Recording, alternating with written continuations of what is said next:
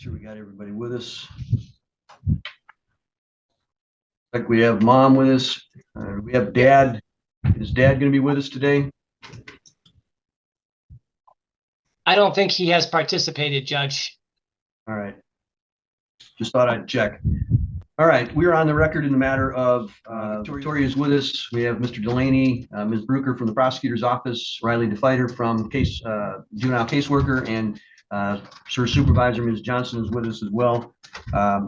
Today is set for a continued inquiry hearing on petition 25-3, and then also a review hearing.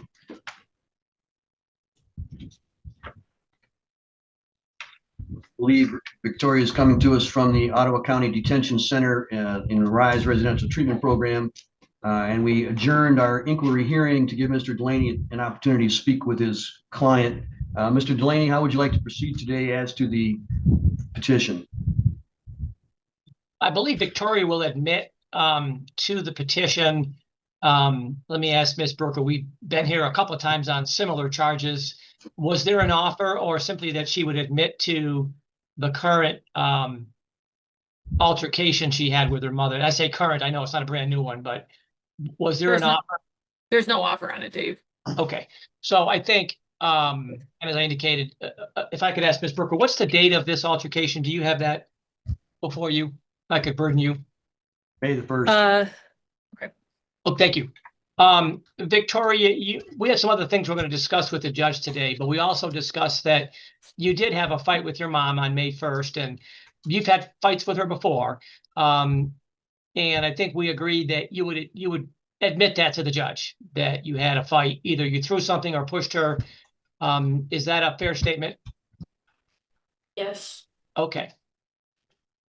All right. Victoria, I want you to listen carefully because I'm going to tell you what you're charged with first to kind of remind you of that, because it's been a while since we've been here to court.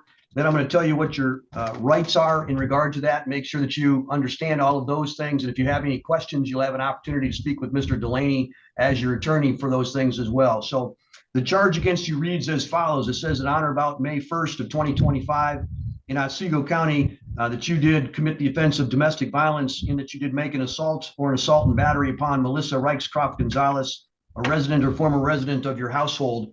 Do you understand the nature of that allegation made against you? Yes, Your Honor. All right. If this were a criminal offense, this is a juvenile offense, but if it were a criminal offense, it would have a maximum penalty of 93 days and or a $500 fine. Because it's a juvenile offense, I would have the ability to place you in home or out of home, as you are currently out of the home now. I would have the ability to put you on probation. I could require you to have services, educational, treatment, rehabilitation, all of those kinds of things. I could require community service work. I could put you in detention. I could require fines and costs, and all of those kinds of things are all available to me. Do you understand the types of penalties that the court could give to you if you were to enter a plea today? Yes, Your Honor. All right. You would also have certain rights, and I want to explain those to you so that you know what you're giving up. So if you don't understand, make sure that you ask me a question about them. Right now, you'd have the right to have a trial by a judge or by a jury. You'd have the right to continue to be represented by Mr. Delaney as your attorney. You'd have the right to see, hear, and question all the witnesses against you at a trial. You'd have the right to present witnesses and evidence for your own defense, and you could get an order from the court called a subpoena to require those witnesses to appear and testify. At a trial, you could testify or you could remain silent. If you chose to remain silent, that silence could not be used against you. You'd also have the right to be presumed innocent until proven guilty beyond a reasonable doubt, to have that burden of proof remain with the probation or the prosecutor's office at all times. Finally, at a trial, you'd also have the right to automatically appeal any error at that trial. However, if you enter a plea, you'd be limited to asking the court for permission to appeal, and that might not be granted. Do you understand all of those rights? Yes, Your Honor. Do you have any questions about any of those rights? No, Your Honor. Do you understand that if you enter a plea today, that all of those trial rights, other than Mr. Delaney continuing to represent you, all of the other trial rights would be gone, they'd be waived, and you wouldn't have them anymore because there would not be a trial, you'd be entering a plea. Do you understand that? Yes, Your Honor. All right. I'm going to ask you to raise your right hand so I can swear you in. Yes. All right, you put your hand down. Has anybody promised you anything in order to get you to enter this plea today? No, Your Honor. Has anybody threatened you in any way to get you plead today? No, Your Honor. Have you had an adequate opportunity to speak with your lawyer about any questions that you might have about the plea today? Yes, Your Honor. All right. Ms. Reichstroff Gonzalez, as the mother, do you have any objection to what your daughter is doing, entering a plea today? No, Your Honor. All right, thank you.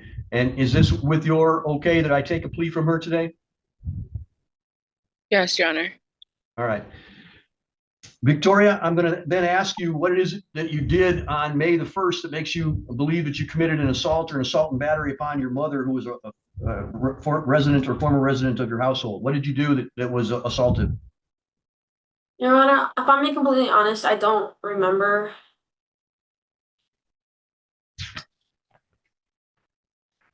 All right, let me take a look at, Mr. Delaney, I'm looking at a police report, MSP number 73-1523-25. Do you have any objection to me based on lack of memory reviewing that report to get a factual basis? No, and I think what she means is, unfortunately, they've had a lot of altercations and she doesn't recall this, so it's not a denial, but that'd be appropriate. And that is how I'm taking it. I'm not taking it as she's having an attitude problem right now. I'm taking it as she truthfully didn't understand or didn't remember this particular incident. So Right. I'm taking it, I believe I'm taking it as she's trying to offer it to me. Correct. So let me take a look at this report. Ms. Brucker, do you believe that that's the appropriate report for me to review? Yes, Your Honor. All right, thank you. All right, I've reviewed the report of Trooper Carlson from the State Police and Trooper Rybinski, also from the State Police. It's MSP number 73-1523-25 from May 1st of 2025. It indicates that they were called to the scene of the home involving Melissa Reichstroff, the mother, and Victoria's daughter, and a 15-year-old before us today. At that time, Ms. Reichstroff and Melissa both indicated that there was an argument that they had over dishes. Ms. Reichstroff, the mother, was disciplining while doing chores, having Victoria do chores. Victoria got angry about that particular chore and was cursing and yelling in front of the younger children in the home, began to punch holes in the drywall in a fit of rage, and that escalated into an argument between the mother and the daughter. And then Victoria got into the mother's face and shoved her backwards in an aggressive manner, and the police were then called. And I believe that all occurred within Otsego County, and it establishes a factual basis for the charge of domestic violence, the relationship being mother-daughter residing in the same household, and the assaultive behavior being the yelling, screaming, and then more importantly, the pushing action against the mother by the daughter. And so I will accept that plea, finding that it's knowingly, intelligently, voluntarily given. All right. Having done that, let me just make some notes so I recall what we're doing. We will have Juvenile Division do a report, and we'll have a dispositional hearing set in the future at a time to be set by the court in the future. Ms. Brucker, is there anything else we need to do as far as the plea goes itself that you're aware of? No, Your Honor. All right, Mr. Delaney, are you satisfied that we've completed the plea appropriately? Yes, and obviously my client would like to address the court through me on her detention status, but as to the plea, okay. I'm going to do that as part of the review hearing portion of this. So I'm happy to do that. Thank I you. just want to make sure that we've got that part completed, and then we can move on to the review portion of that. So, Yes. All right. As to that, great. So, all right. As to the review portion, I have been provided with a review report from the juvenile department, Ms. DeFighter, as a juvenile caseworker. Mr. Delaney, have you received a copy of that report? I have, yes. All right. I'm going to ask Ms. DeFighter if she could, in general, kind of inform me how things have been going in the time period since the last court report. Your Honor, Victoria was placed on May 27th, 2025 at Ottawa County's Juvenile Detention Center, so that was 49 days ago. To start, there are multiple concerns for Victoria. The first is her attitude and behavior, as well as her lack of respect towards Ms. Johnson and myself. Victoria has used profanity and vulgar language to blame the probation department for her placement. The second concern for Victoria is that she is not taking the RISE program seriously. And the third concern for Victoria is her manipulative behavior being viewed during our weekly Zoom meetings. Victoria is often seen laughing and joking with her treatment caseworker, establishing a friend-to-friend relationship. The probation department has been receiving Victoria's progress reports from the staff at the center, and I will be noting some progresses, good and bad, that I have received. When she first got to the center, it was reported that Victoria was respectful to staff and overall does a really well job with redirections. Ms. Johnson did receive an email from the RISE program staff in regards to Victoria wanting to see her mother and come home after 30 days to, quote, work something out with the probation department. On June 3rd, we set up weekly Zoom meetings with Victoria. The probation department expressed our fear of Victoria not returning to the program once out on a weekend home pass. Staff reported her mood the rest of the week was fairly good. She was redirected every day, but only for something small like chatting outside of her pod, jokingly saying shut up, or other comments. On June 6th, this was our first meeting. The meeting was just with Victoria and I, and her treatment caseworker was present as well, but just to supervise. She presented bad attitude towards me in my conversations. We were talking about her mom possibly moving from Otsego County to elsewhere, and I asked, why is that? And she replied, I don't know, I'm stuck here.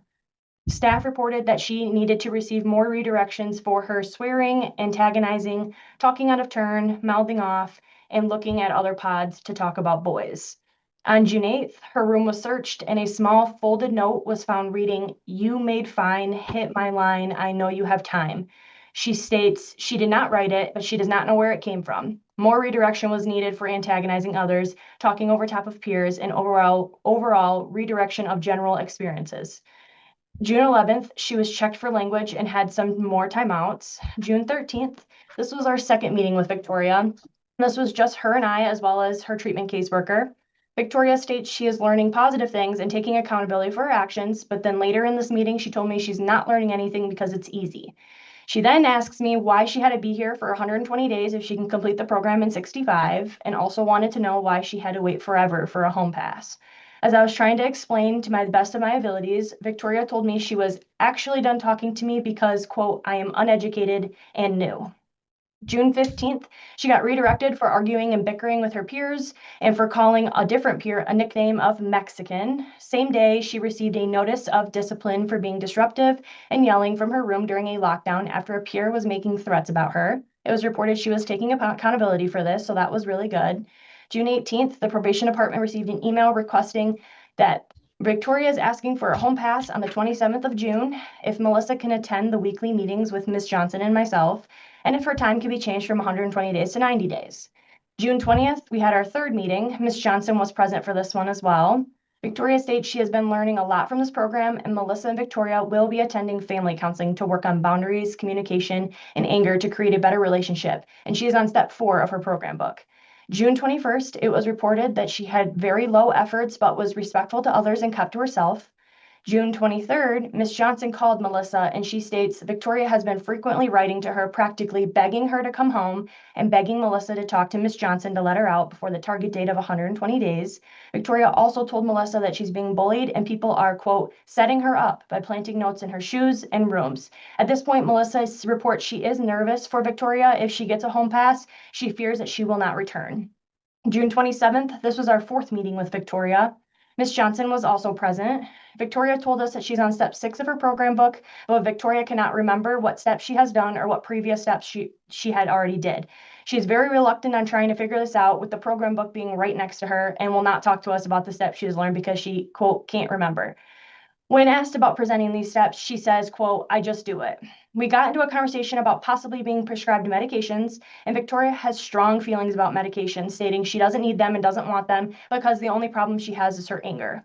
I questioned her about the way she was presenting herself towards us. She said she was just tired. Ms. Johnson questioned her manipulative behavior, and Victoria started eye rolling. In my report, I documented the exact language that was used, and I will read it word for word for clarity. However, I want to note that there is a racial slur included, and out of respect, I will not say that word. I will indicate it when I reach that part so full context remains clear. For reference, it is bullet point 8. It's June 27th on the following page towards the end of that paragraph. It says, Victoria stated, I ain't kissing no ass. Conversation then escalated to, nah, bro, I am not going to fucking talk to you, bro, and I'm finna not talk to you no more. Miss Johnson asked if she could finish what she was saying, and Victoria said, no, you keeping me 120 days, bro. I don't give a fuck. Get this N-word off the screen, the fuck. Her treatment caseworker finally stepped in saying, we had a code word for if you started to get frustrated and we could have ended this meeting. Why didn't you use it? Victoria replied, I'm done, fuck you both. Later that day, she was redirected for negative comments about her PO. The progress report doesn't give me any further explanation as to what this was about, assuming it's about Miss Johnson and I. July 1st, she had an overall good day, but needed redirection for language, boundaries with staff, conversations with peers, more language, and personal time expectations. After a phone call at the end of the night, she was very upset and needed redirections for language and staff bashing. July 2nd, she started her shift with a negative attitude toward staff, but it improved as the night went on. She was redirected for nicknames and continuously referring to her peer as a different name than their own. July 3rd, our 5th and final meeting up until this point, it was on via Zoom. I asked how things were going, and Victoria replied, I haven't been learning anything. I've been just chilling, not gonna lie. She says she doesn't know what step she's on, and she doesn't care to tell me. Victoria turned to asking, why can't my mom be in these meetings? If she can't be in our meetings, then I won't talk to you guys, bro. I just won't. She stated, this program is, quote, not beneficial to me at all, bro. I started to explain that Melissa is not attending all of these meetings based on how it went last time, but she interrupted me and said, I don't want to fucking talk to you, bro. Victoria continued to escalate the situation, and I asked, do you have anything respectful to say to me? She said, no, fuck you. I did mention that this would be all on her review hearing, and she replied, I don't fucking care, bro. Later that day, staff says she was on task but redirected for swearing. July 4th, one of Victoria's peers asked staff for a larger size tampon, and Victoria made a comment of, girl, how big is your ... The staff did not finish that note. Later that day, it was reported Victoria also made it to a point to express that she, quote, lacks energy or drive to care about detention expectations as she is here 120 days regardless of her behavior. July 7th, she was given a behavior processing or a BP for giving her peer her social media information. July 8th, Victoria had an amazing day but was redirected for sharing staff's first names, so lack of boundaries. July 9th, she was redirected for saying someone smells multiple times and being off task. And July 10th, she did well with no redirections. That is all. Thank you. What are your recommendations, Ms. DeFighter? The only recommendation I have at this time is Victoria continue to meet weekly with the probation department via Zoom in a respectful and appropriate manner. How much time does she continue to have at detention? Well, she's been in detention for 49 days, so 120 minus 49. About 70. Yeah. 71. Yep, Okay. 71. All right. Ms. Brucker, are there any recommendations that you have? Anything in addition to what probation is already recommending? Mr. Delaney, your thoughts? Thank you, Judge. I had a long talk with Victoria yesterday, obviously by telephone. I also spoke with her mother. I've had this case for 2 years. I've met with them. I believe they've been to my office on multiple occasions. And what I told Victoria is that I've had juveniles do much worse things than she has. And there are juvenile courts in this state that deal with much worse criminal activity. But it's the consistency of it. It's the consistency of the anger and the fights with her mom and things like that.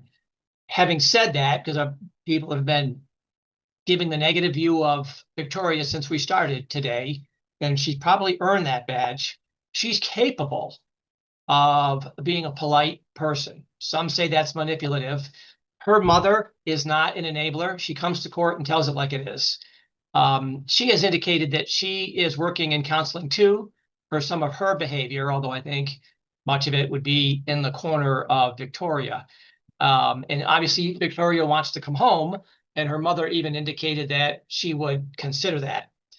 Of great concern to the court is that she's home and not long, there's another fight and she's back. Then the court sort of wasted its time giving her the benefit of the doubt. Victoria, and I was reviewing the reports as I was talking to her, was candid enough to say something happened 3 weeks ago. And when I read the report and talked to her, she was consistent about it. And what I said to her was, if your issue was stealing, if you just can't stop stealing from your mom and you shoplift and you said an F-bomb, I think the court could navigate through that.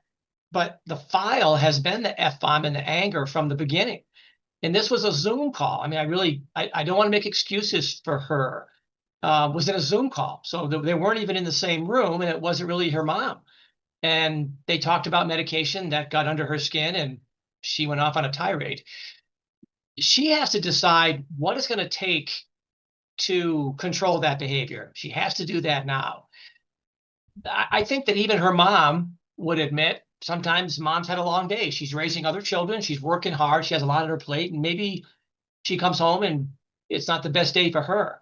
But with Victoria's history, she has to walk away from that, even if it's not her fault. She's got to find a way. In summertime, it's easier. In wintertime, it's cold outside. She's got to find a way to handle that because she's not going to get the benefit of the doubt. And I told her it's hard for me to lobby for the court to ask you to go home. Certainly not today or anytime soon, because the last event was 3 weeks ago.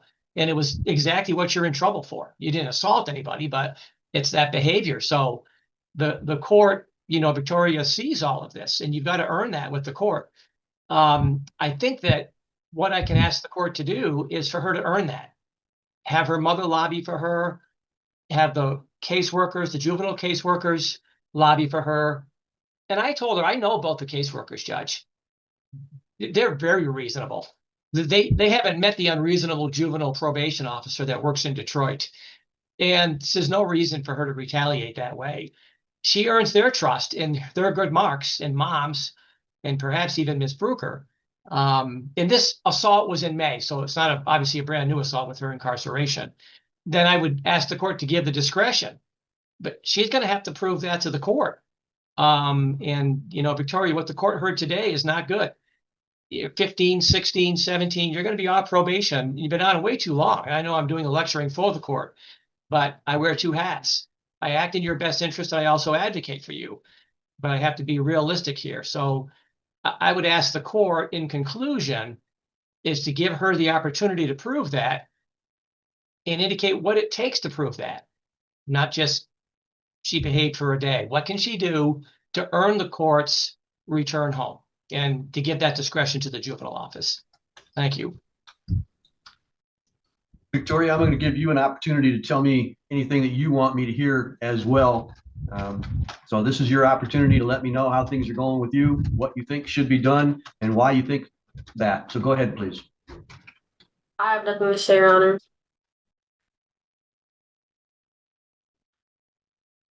How fast do you want to come home? As soon as possible. How do you think you can get there? Finishing this treatment. What needs to change with you? My attitude. What about your attitude? Showing respect. Okay. How often and in what way? How often? When I'm talking to elders. When somebody makes you mad, does that make it okay for you to unload on them verbally? No, Your Honor. Why not? It's not the right thing to do. So why do you continue to do it?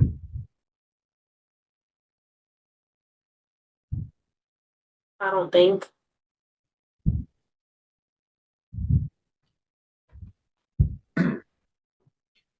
What do you think that I can do to get you to learn that lesson? Nothing. I gotta learn it on my own. Do you hear what you're saying? Yeah. Is it resonating with you? Yep. You understand what I'm saying by that? Is it going down deep Are you able to put that inside yourself and say, yeah, that's really what needs to happen here? You get that down deep inside yourself? Yes, Your Honor. Because that is the lesson. Mr. Delaney was correct. You have not done, while you've done something wrong, you can't push your mom, you can't do the other things that brought you to the detention. You can't do those things, but you're not the worst criminal in the world. And I don't look at you like the worst criminal in the world. But what I see is an angry young woman. And the reason that you're not at home right now is because your mom has got other young kids at home. And I'm not going to have you spewing anger and hurt and that kind of language all over those other kids. Now, I'm not convinced. In fact, I'm convinced exactly the opposite. I think that you could go home in a minute if you would show the appropriate amount of respect to those people that are around you. If you would, instead of spewing that anger and that hurt, if you would go into counseling and work through those issues that you have, I could let you go home. And I think that you're smart enough to understand that.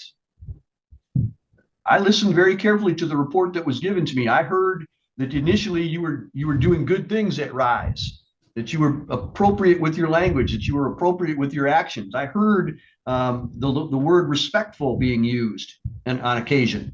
Okay. And as you got there longer, it appears to me that you kind of gave up on, well, I'm not going to get out of here anytime soon, so I might as well just act out. That's the impression that I got. Tell me that I'm wrong. Nope, you're right.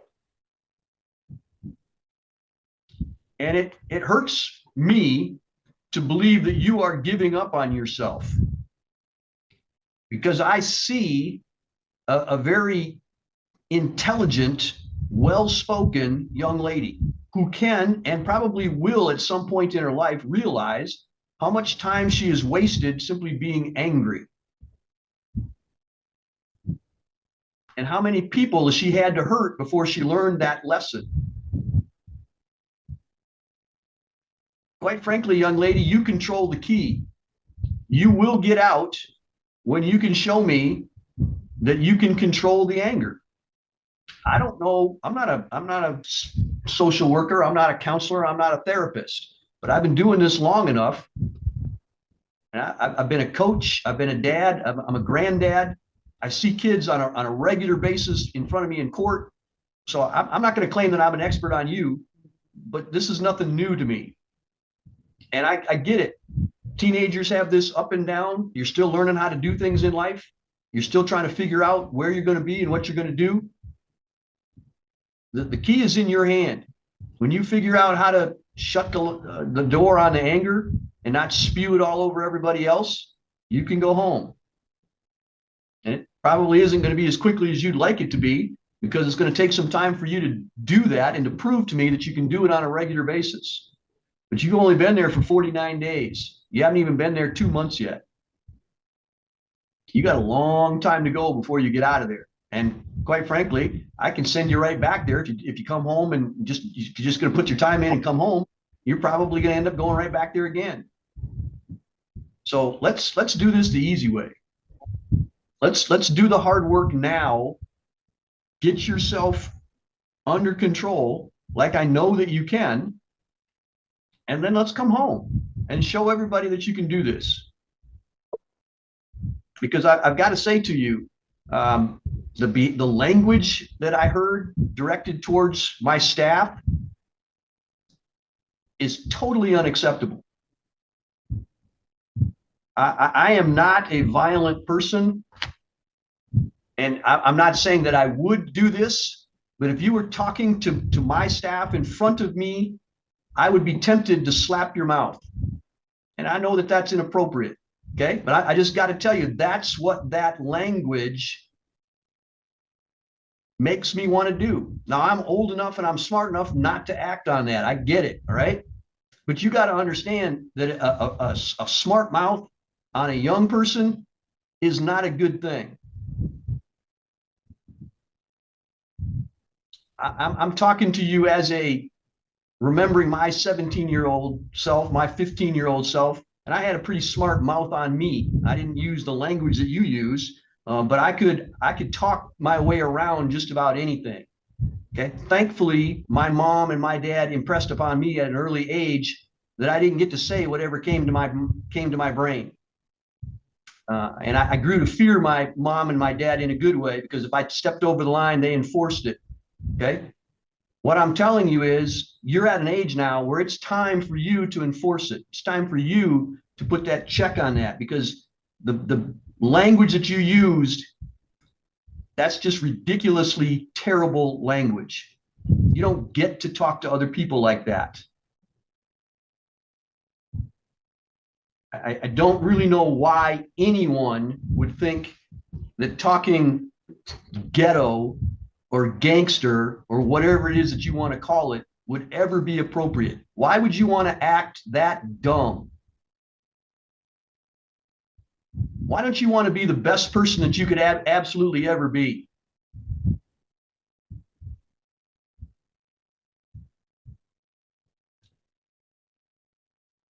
Let me put it this way.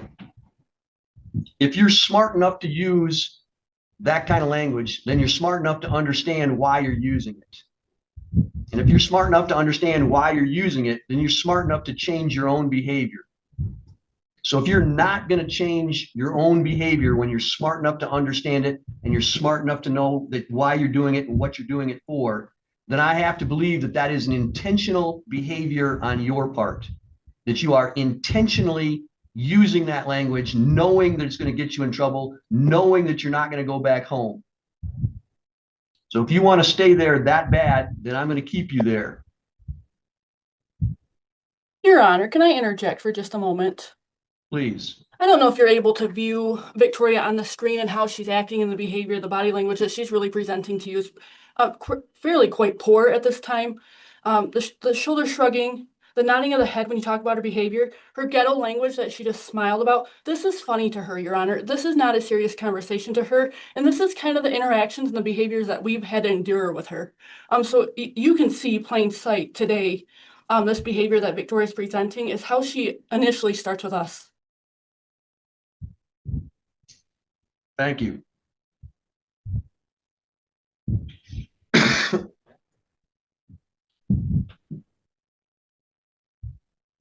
I believe that I'm probably at the end of your attention span right about now, Victoria. So I'm going to stop talking.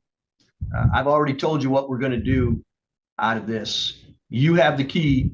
When you can show me that you can change your behavior, that you change your attitude, that you can change your language, then I'll discuss with you in a reasonable, rational manner how fast you can come home.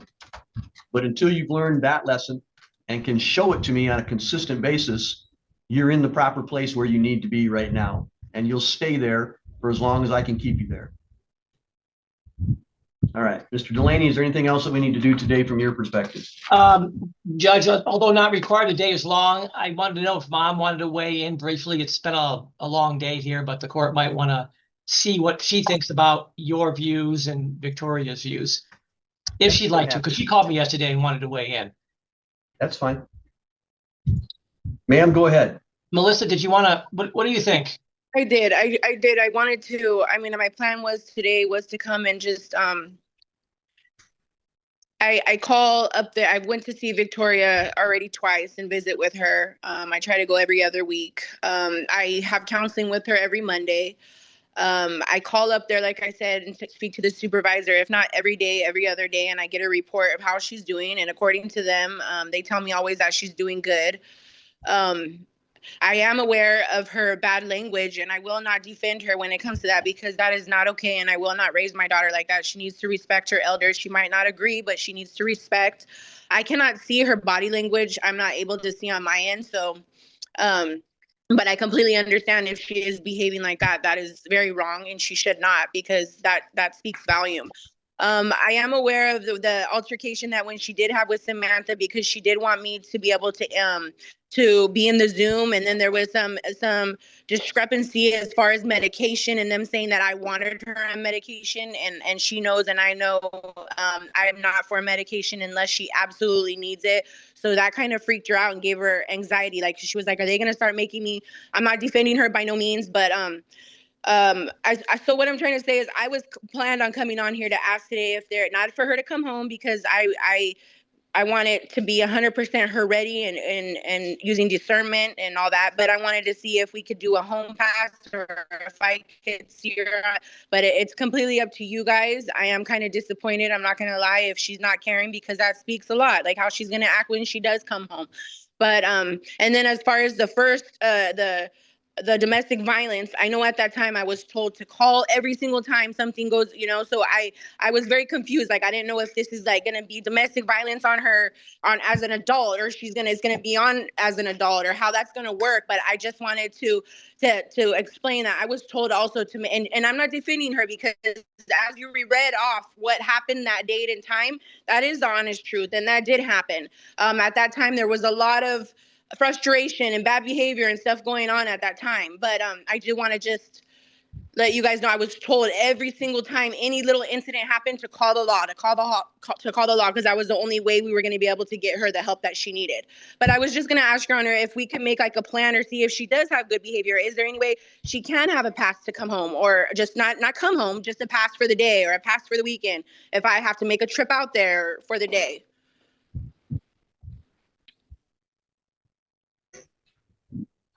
I think that's a great idea for an incentive. So here's what I'm going to do. Victoria, I want you to meet with your probation officer and come up with a plan as to what specific things that you need to do and how long you need to do them in order to gain the incentive of having a home pass. That doesn't mean that you get to dictate how long that is. That means that you get part of the planning process. The probation department, I'm going to give them the discretion to give you a home pass if they believe that you are behaving in an appropriate manner, both on the Zoom calls with them and at the RISE detention center. So they have that discretion. So I want you to work with them to make a plan as to when a home visit can be made and how long it's going to take. So I'm not going to tell you how long that is. I want you to work towards that with the probation department. And it'll be up to them ultimately how long that is. You also need to work with them as to what specific behaviors that you are going to do. I'm going to tell you right now, a couple of them are going to be attitude and language. Okay? So that's going to be part of the court's order. Mom, is there anything else that you would like to be part of the court's order? Am I able to, or never mind, I will talk to Samantha about that, because I would like to see if I could join in on the Zoom meetings as well, just to see how Victoria is, how she treats them, and if she's respectful, because that tells me a lot. I'm not going to mandate any specific things that the probation department does, whether or not you're allowed on that. If they feel comfortable with that, that's up to them to do. But they have business that they have to attend to that might not be pertinent to you specifically, or might need to have you not be there so they can discuss it with Victoria. So I'm not going to mandate that, but they certainly have my blessing if they wish to do that on a certain amount of calls. Yes. So, all right. So the court's order will be that all prior orders of the court remain in full force and effect. That Victoria continue to meet weekly with the probation department via Zoom in a respectful and appropriate manner, and then that probation has the discretion to give a home pass if they believe that the behavior on Zoom and at the RISE detention center is appropriate for an approved amount of time period as agreed upon between the probation department and Victoria. And the appropriateness needs to encompass attitude and language and behavior. And I'll leave the details of that to the probation department. Ms. DeFighter, do you have any questions for me as to what I mean by all of those things? I do not, Your Honor. All right. Mom, do you have any additional questions? I do not, Your Honor. Mr. Delaney, are you good? Yes, I am. Thank you. Ms. DeFighter, everything all good? Okay with you? Yes, Your Honor. Ms. Johnson, anything else? I don't believe so, Your Honor. I just want it to be made very clear to Victoria. So at this time, she is not going to be granted a home pass. That is correct. Okay. Yeah, that's a future thing. She's going to have to work towards that. So there's no guarantee that she gets one. It's going to be that's part of the key to getting home is doing what she needs to do. So this is a way to show me by the time we have another one of these review hearings. All right, how many home passes did you earn? So we're going to set up a process so that she can do that. but she's going to have to earn it. It's not going to be something that's going to be given to her. All right. Victoria, is there anything else that you want to say? I have nothing I want to say to you. Good. Show it to me. I don't need to 71 hear your days to words. go. Show me your actions. All right. That's all for today. Thank you. Thank you, Your Honor. This mom is with us, and we have probation juvenile workers are with us, Ms. Johnson and Ms. DeFighter. Also, I think we have everybody that we need. I am in receipt of a review / dispositional report submitted by Ms. DeFighter from the juvenile worker. Any other documentation that you're aware of, Ms. DeFighter? No, Your Honor. All right. Any objection to the court considering that from either counsel? No, Your Honor. No, thank you. All right. The court will consider that. I also have received, and I don't know if anybody else has, but I've received a letter from Victoria dated August the 5th, Tuesday, handwritten, back and front of one page. Counsel, are you aware of this letter? I haven't seen it, but I spoke to Victoria today, so I can anticipate its contents. I haven't seen it, Judge, but I have no objections to the court looking at it and considering it. Right, same. All right. Victoria, do you want me to read it out loud, or do you want me to just consider it as it was written to me? Your Honor, did you just receive that one, or did you get another one as well? I've only received one, and it's dated August the 5th. Your Honor, I did send another one about 2 weeks ago. Well, 2 weeks ago would have been August the 5th. Around there, Today's- Your Honor. Well, that would have been 3 weeks ago, actually, but close, pretty close. It was a very nicely written letter. Basically says that she understands she did this to herself, but she wants to do much better. She's blessed by what she has, still has a lot of work to do, but is making progress, trying to make big changes. And she is sorry for not being respectful in the past, but is trying to change and try to do much better. So I thought it was a very well written, well thought out, very nice letter. So thank you very much, Victoria, for that. Ms. Brucker, any additional evidence or anything else that you want to bring out at this point?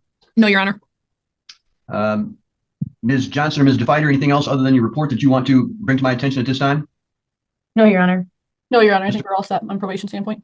All right, thank you. Mr. Delaney, is there anything that you want to bring to my attention by way of allocution or evidence in this case? Yes, and if Victoria wishes to address the court, she can. It'll probably come as no surprise, and it may be in her letter that I haven't seen, that she wants to come home. School starting, she wants to practice volleyball. And what I told her today is what I've always told her. She's not before the court for any serious offenses. The court probably has a few of those with other juveniles. But the innumerable show cause hearings with the outbursts with her mom and her family are just too many to count. And if that wasn't enough, she was disrespectful to the court staff. That's how you get this court's attention, is be disrespectful, particularly to the staff. Family, those things can occur. But she certainly seems to be coming a long way. And I told her it would be up to the court. What would happen? I don't have control over that at all. And I'm confident the court, if it were to consider bringing her home any earlier, and then there was that consternation again, the court would regret making that decision. And that pressure is going to come. She's going to come home, and the weather's going to change. Be stress at school, stress at home. And she needs to navigate that. Even if it's not completely her fault, she has to walk away. And because she's kind of out of strikes here. So I think that's what she wants to tell you. And she may be able to tell you in her own words, and maybe mom wants to add a few things also. Thank you. All right. Thank you. Victoria, I am going to ask that you speak to me in just a minute, but I do want to hear from your mom first, and then I'll let you hear everybody first, and then you can respond later. So, Mom, is there anything that you want me to be aware of, or you want me to know at this time? We have been doing our home passes. There has been things that I've noticed, but most importantly, I have noticed like her applying the pool as far as trying to avoid confrontation, or when she's not agreeing with something, her pausing and explaining where she's coming from. I have noticed those things. There has been, some, but with both of us still working on things. Not perfect by no means, but we are trying. It's just real life, just the struggles, just trying to overcome those things that were once a trigger. And I see her making growth. I mean, it's completely up to you guys. I hope Victoria at the end of the day learned her lesson and grows from this. I know that she's very excited about sports in school, and I love her being in sports, and really extremely encourage that. So with that being said, I know she's encouraged. She's very excited about coming home, but at the end of the day, it's up to you guys, and I stand behind whatever you guys say. Let me ask you this, Mom, if I were to bring her home, do you think that she is ready from your perspective to be home and to be able to control her behavior enough to stay home? I do, but I would like to set a very specific and clear expectations and rules that she'll understand, that if she does not follow those, that there will be consequences. because Victoria isn't a bad kid. I don't have issues with her doing drugs. I don't have issues like, going out to parties. She is very involved. Once again, she loves sports and stuff like that. It was mostly her attitude and her behavior with me, along with just her needing to be respectful to her elders in general. All right. All right, Victoria, this is your opportunity to let me know what you want to do and what you want to see happen here. So please let me know. I do think this was a very eye-opening place, and as much as it's crazy for me to say this, I think it was a good thing for me to come here. I think I definitely got sent here for something small, but I think it was good that I got sent here before it could have gotten worse. I would definitely like for you to reconsider my release date, because I definitely do want to go home and apply everything I'm learning to my family and change, because I'm already very behind in school, and as much as I'm trying to get my grades back up, I am going to miss a lot of school by me being here, because school does start on the 2nd, and I don't get out till the 24th of next month. Tell me what it is that you think that you've learned that will allow you to be home and not repeat the same mistakes that you made in the past. Honestly, Your Honor, I would say like appreciating everything my parents have done for me, and not always getting in my way, because as much as I thought my life sucked and I was just a brat, it's like coming here has shown me that like people are dealing with much more than what I am, and how like my mom really does care for me. And I didn't see that because I just wanted to be with my friends in Saginaw, and I didn't want to go to school. But like looking back at it now, like it really does hurt to see how much my mom was like trying to like build a relationship with me, and I didn't want it, So I'd say being appreciative of my mom and everything she's done for me. All right. Ms. DeFighter, you've been monitoring her behavior while she's been in the center. Do you think that she merits some grace from me at this point? Has she learned enough to be able to apply those things at home?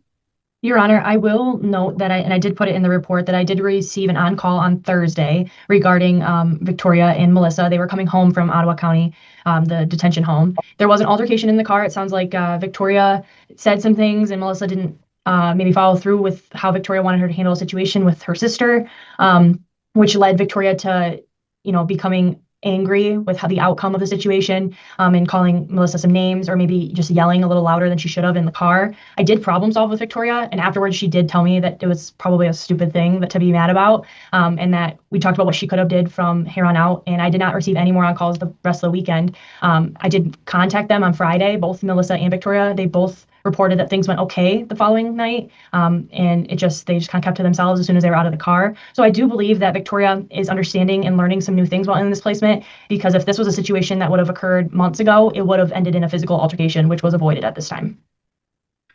Victoria believes that her out date is the 24th of September. Is that your understanding as well? I believe it's either the 23rd or the 24th. I would have to count for sure, but I believe it's around that time, yes. If she were to be released in the next day or so, would she be able to get into the Gaylord school system as she wants to? I believe that I have been in contact with them, and I believe that they are expecting her around the 24th. So that would just have to be a phone call to be switched. So they have the same understanding as us. All right.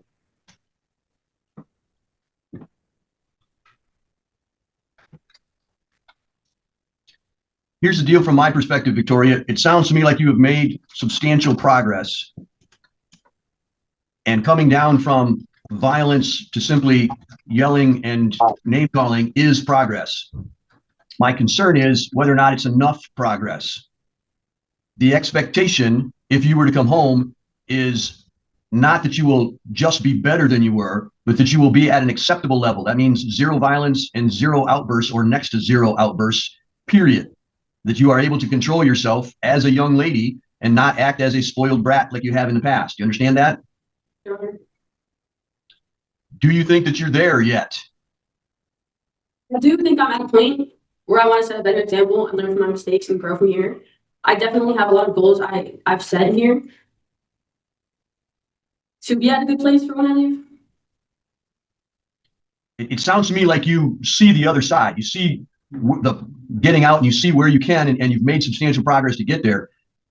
It would be, in my estimation, it would be a stretch at this point to say that you're going to be perfect when you get home. And I'm not going to require perfection, but I want to tell you this: the outbursts where you're calling names and you're angry and you're expressing that verbally, those need to stop too.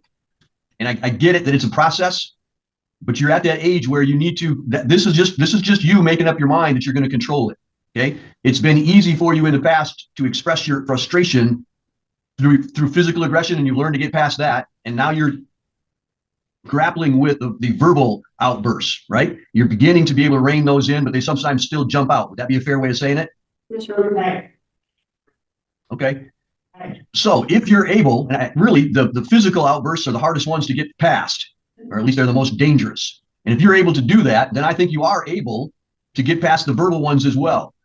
But that's a decision that you have to make. That's a decision of the will. That is, I want to do that.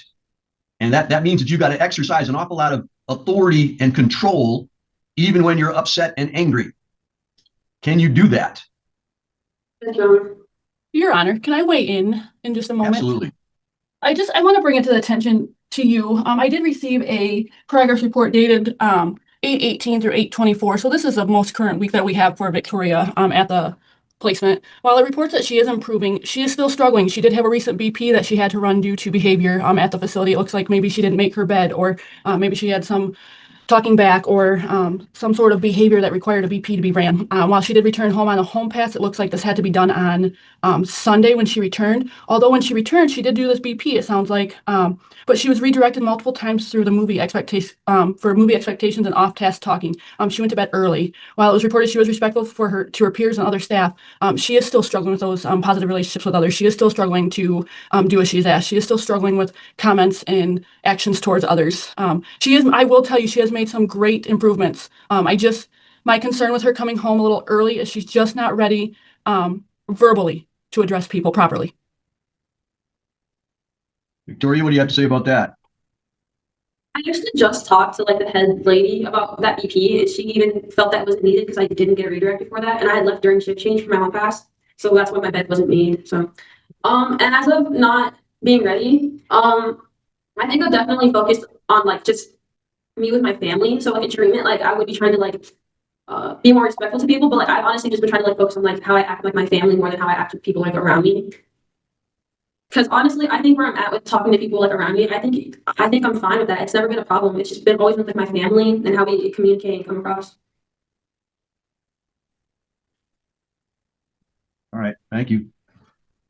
Is there anything else that anybody else wants to say before I decide what to do? Your Honor, I would. Go ahead. I would like the courts to know that Victoria has had good conversations with myself and Samantha.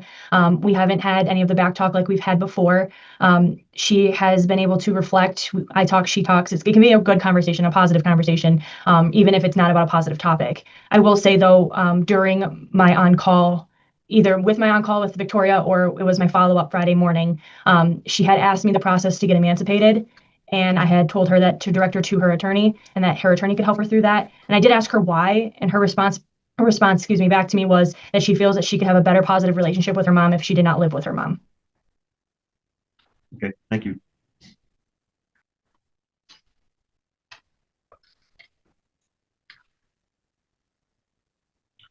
Ms. DeFighter or Ms. Johnson, is there anything within the counseling or educational process between now and her scheduled out date that would be absolutely necessary for her to do at the RISE Center? Your Honor, I believe that they're conducting some family therapy down there. It sounds like, I think, on Mondays, and that's very beneficial for the family, for Melissa, for Victoria, for them to properly learn how to handle situations that arise at home. When Victoria's home, she hadn't counseled since last October. So she has no desire to come home and counsel, and maybe that's changed. I don't want to speak for her. Maybe that's changed since being put in placement, but she just wouldn't go. She didn't see the need to go. Counseling appointments were rescheduled constantly. So my fear is that family counseling is going to stop.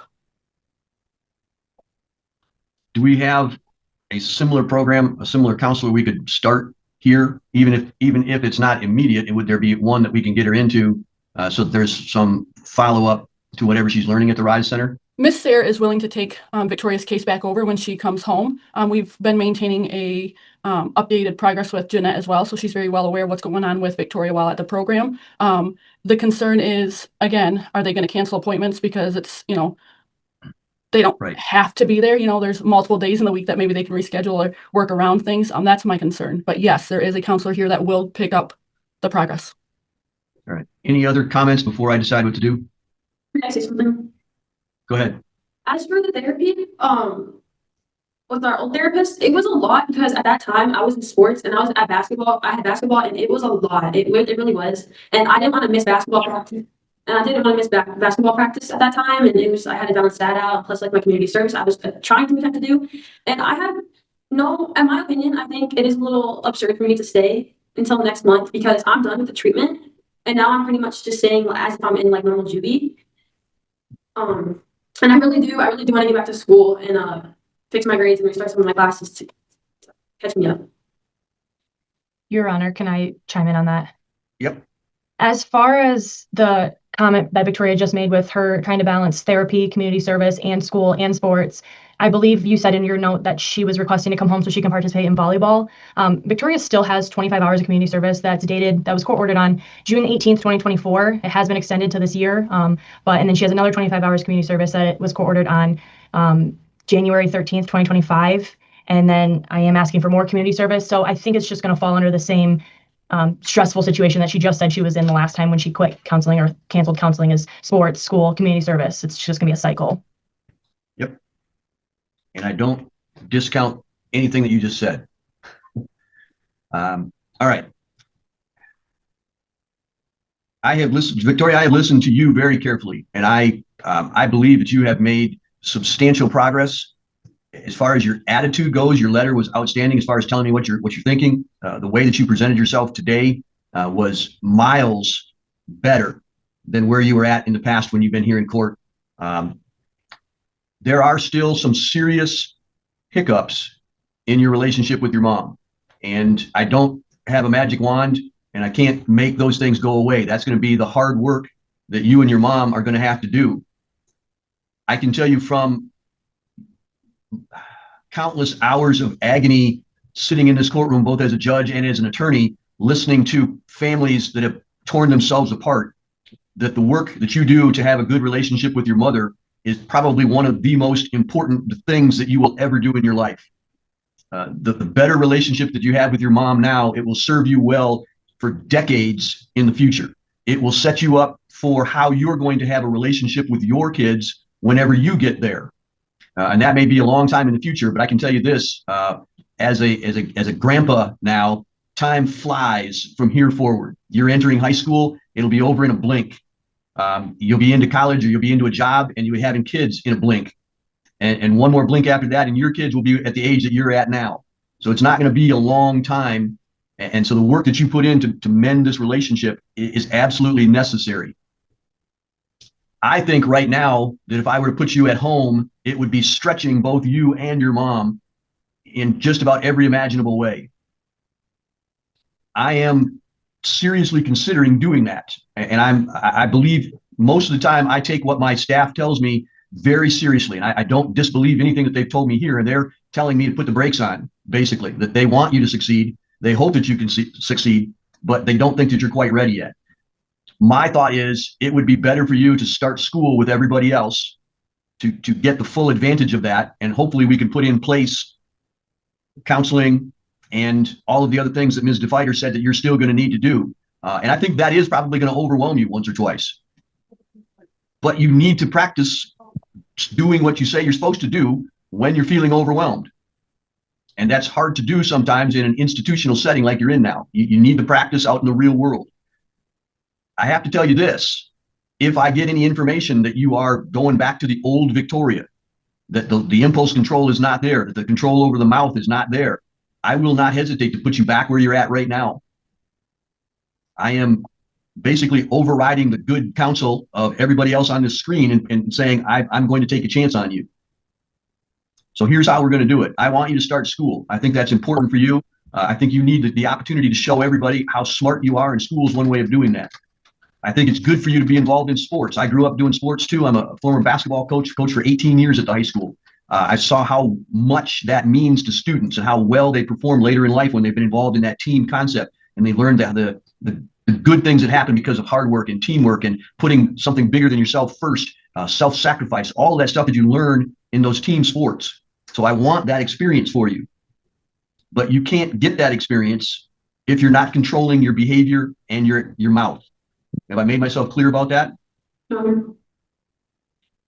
I'm going to ask my staff to do a little bit extra to kind of help you. I want to start seeing you every other week in court, just for a short hearing, but I want to see you. I want to read what you're doing. I want to know what's going on with you. And I don't want to wait 3 months and then have to get the information in a report from the police or a report from your mom that there's been another domestic violence. I want to know before it even happens that you're having problems so that we can work on it.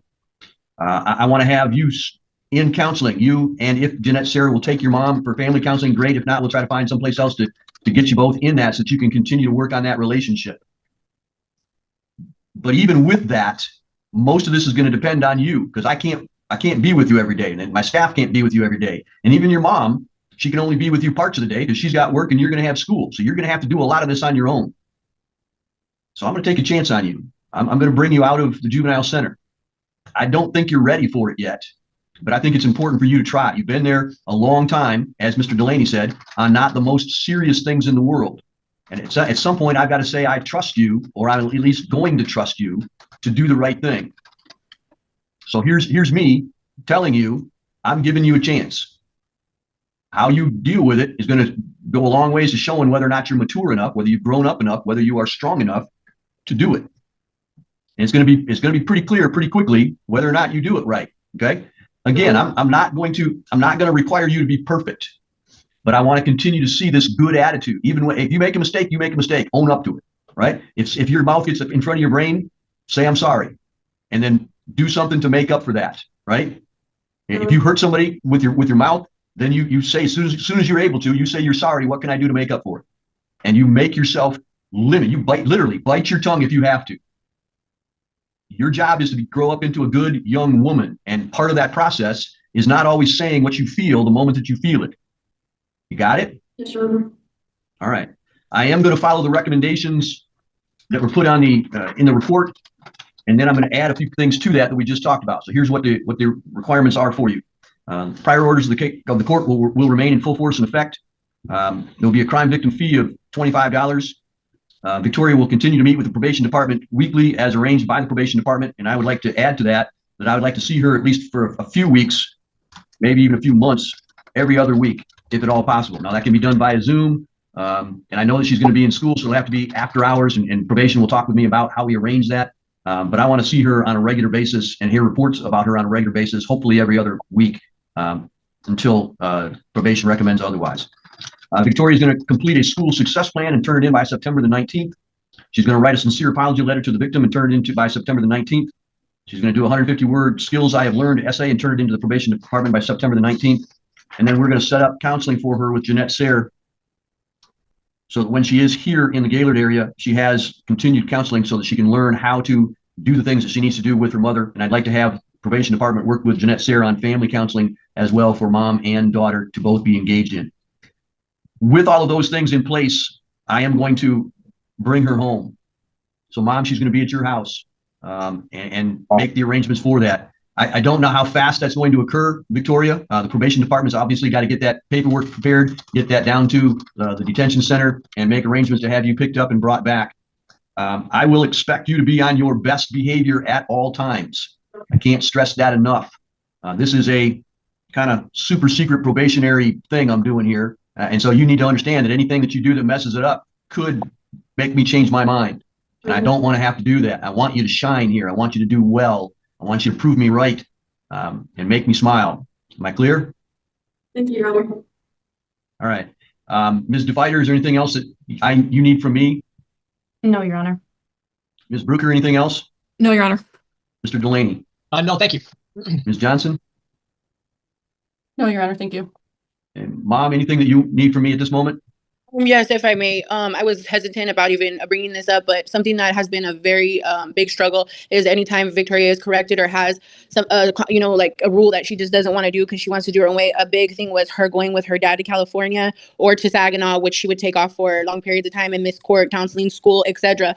And so She just recently, unfortunately, found out her dad is back to using again. So hopefully that was an eye opener, and she doesn't. And that for now is, you know, not an option. But one of the big problems is her going to Saginaw with her friends and the mom's husband that's going to be getting out of prison any day now. And I just do not want my daughter around that. Like, I don't mind her hanging out with the girls, but I just, what are the consequences? Can we set something up so we're all on the same page now, so she will know that just because she doesn't get her way here at home, she's able to run off over there?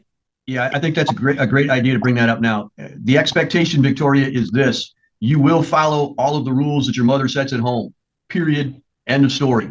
I want, once you get home, I want Mom and you and Ms. DeFighter to sit down and work out some house rules, probably no more than 5 or 10 of them, just very basic things like, I will do what I'm told at home. I will stay at home unless I have my mother's permission.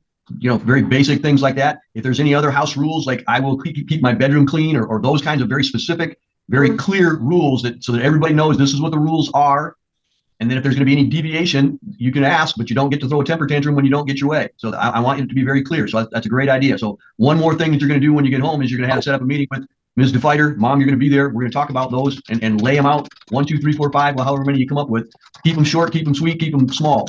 But those will be the rules of the house. But the general rule is, if you're in your mother's house, you do what your mother says, even if you don't like it, even if you think she's wrong, and that she may well be wrong, but she's the mom, and that's the way it works. Any question about that, Victoria? No, Your Honor, absolutely. All right. Thank you for bringing that up. I appreciate that. All right. That will be the order of the court. Do me proud. All right. Your Honor, thank you so much. Right. That's all for today. Thank you. Thank you. A small screen many feet away from me, and it's hard for me to see everybody that's in it. So I can see her now, so I appreciate that. We also have Ms. Johnson and Ms. DeFighter with us from the juvenile division. So today is the day set for a review hearing. Ms. DeFighter has given me a review report. And I'll hear from everybody after that. So Ms. DeFighter, why don't you give me the update on that matter? Your Honor, things with Victoria have been going a lot more smoothly than we've seen in the past. Victoria has showed that she is committed to her school studies as well as probation. She has turned in numerous assignments since the last time we've met. She has turned in her letter of how she's going to treat the probation department staff with respect. She has turned in her apology letter to the victim, her 150-word skills I have learned essay, her respect packet, and she and her mom had met with the probation department to establish house rules. She has been very respectful to myself as well as the staff here at the probation department and school staff. The only concern with me right now is how she treats her mother, Melissa. When I had met with her to establish those house rules, she had stated that she wanted to go to Saginaw. That's been the big concern right now, is she's been just wanting to go to Saginaw and visit those friends that she has previously visited. Victoria doesn't like when Melissa tells her no, that she's not going. I guess there is an adult that just got out of jail or prison, I'm unsure which one, that lives in the household where she wants to go visit in Saginaw. This is also the place that she did go to before she was placed in our Ottawa County juvenile treatment program. That was the Saginaw Friends. She believes that her good grades warrant the trip to Saginaw, as well as the way she's been treating the probation department. But Melissa's concerns are going there and seeing that individual that was recently released. She has met with Jeanette Sayre after our art therapy program this previous Wednesday. She is going to continue to counsel with Jeanette Sayre, or start to counsel with Jeanette Sayre, and then also restart that 12-week anger management course with Jeanette Sayre. All right. Thank you very much.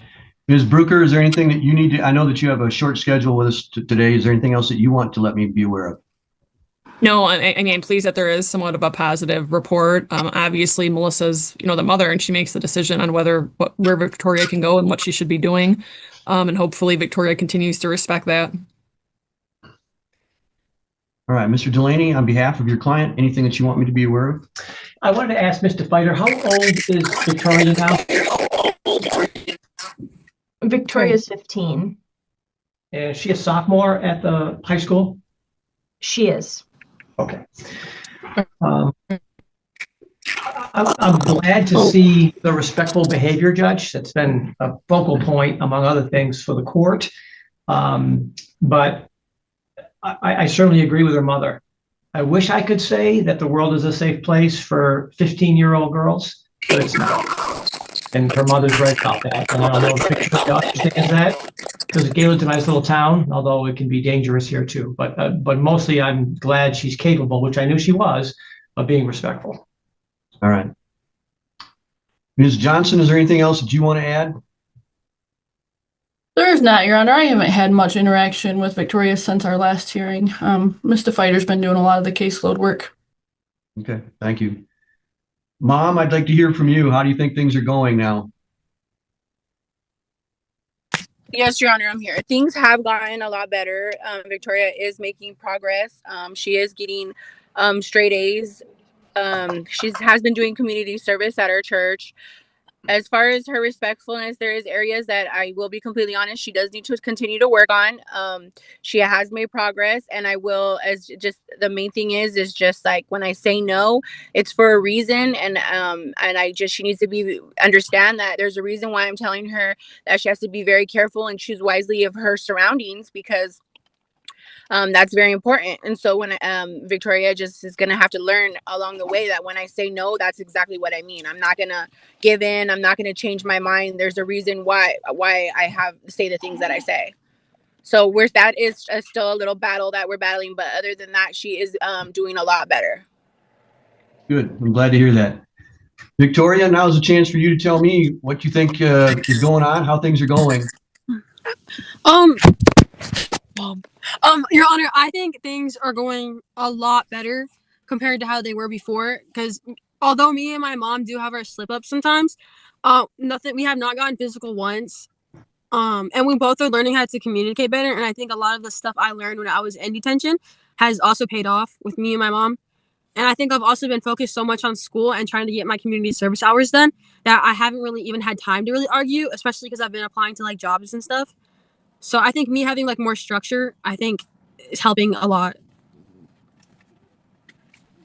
Certainly a lot better report than I got last time, right? Yes. I got after Yes, you. I got after you a little bit last time, and you seem to have taken it to heart. So I appreciate that. I did want to say to you, I am impressed with the amount of stuff that you got done since the last court hearing. So thank you. I'm also impressed. I'm also impressed by the way that you've cleaned up your act when it regards the probation department. You've become respectful there. Let me just say this, and it's not, I don't want you to see this as me being mad at you, but I want to talk to you like I would another adult. Okay, so let me try that and see how it goes. There is as you grow up, there's a thought that you get more freedom. You'd agree with me on that? Yes, Your Honor. Okay. What comes with freedom is responsibility. I, as a judge, am given a wide range of freedom in this courtroom. When people come in front of me, I can do just about whatever I want to within the law. Okay. But along with that, I have a lot of responsibilities. I have to make sure that I do things very clearly and very carefully, and I have to follow the law. I don't get to just do whatever I want. It has to be within the law. And I have to tell people why I'm doing things. I have to let them appeal me. I have to let them make their statements, right?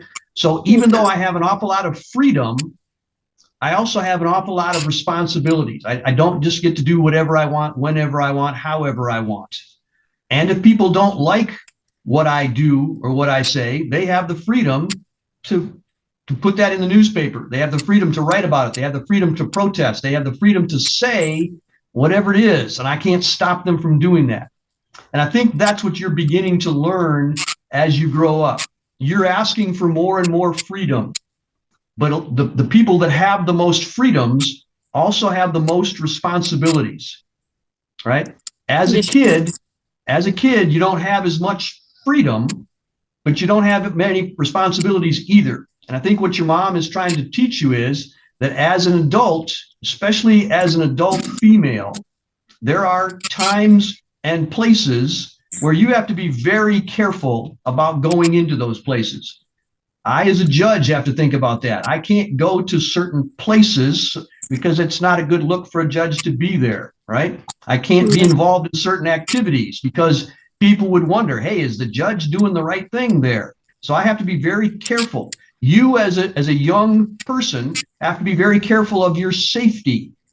And going to certain people's homes or going to certain cities on your own is probably not a great idea at your age and your circumstances. So what I want you to think about from here going forward is how can you balance freedom and responsibility? And quite frankly, here's what I want you to get out of that. The more responsible you are, the more likely your mom and everybody else is to give you more freedom. The more that you self-teach, the less we have to lecture, right? The more that you're aware of your surroundings and you're aware of your safety and aware of doing the right thing, the less we have to worry about that. Does that make sense to you? Yes, Your Honor. All right. I think that you have taken my scolding of you last time, and you've done a wonderful job of making the best choices that you could make, except maybe with how you talk to your mom. But everything else I think has been very, very good. And I get it that you're making progress with your mom. And I see that. I want you to keep that up. And as long as you are balancing responsibility and freedom, I think that you will get where it is that you want to go in life. But you've got to continue to respect your mom.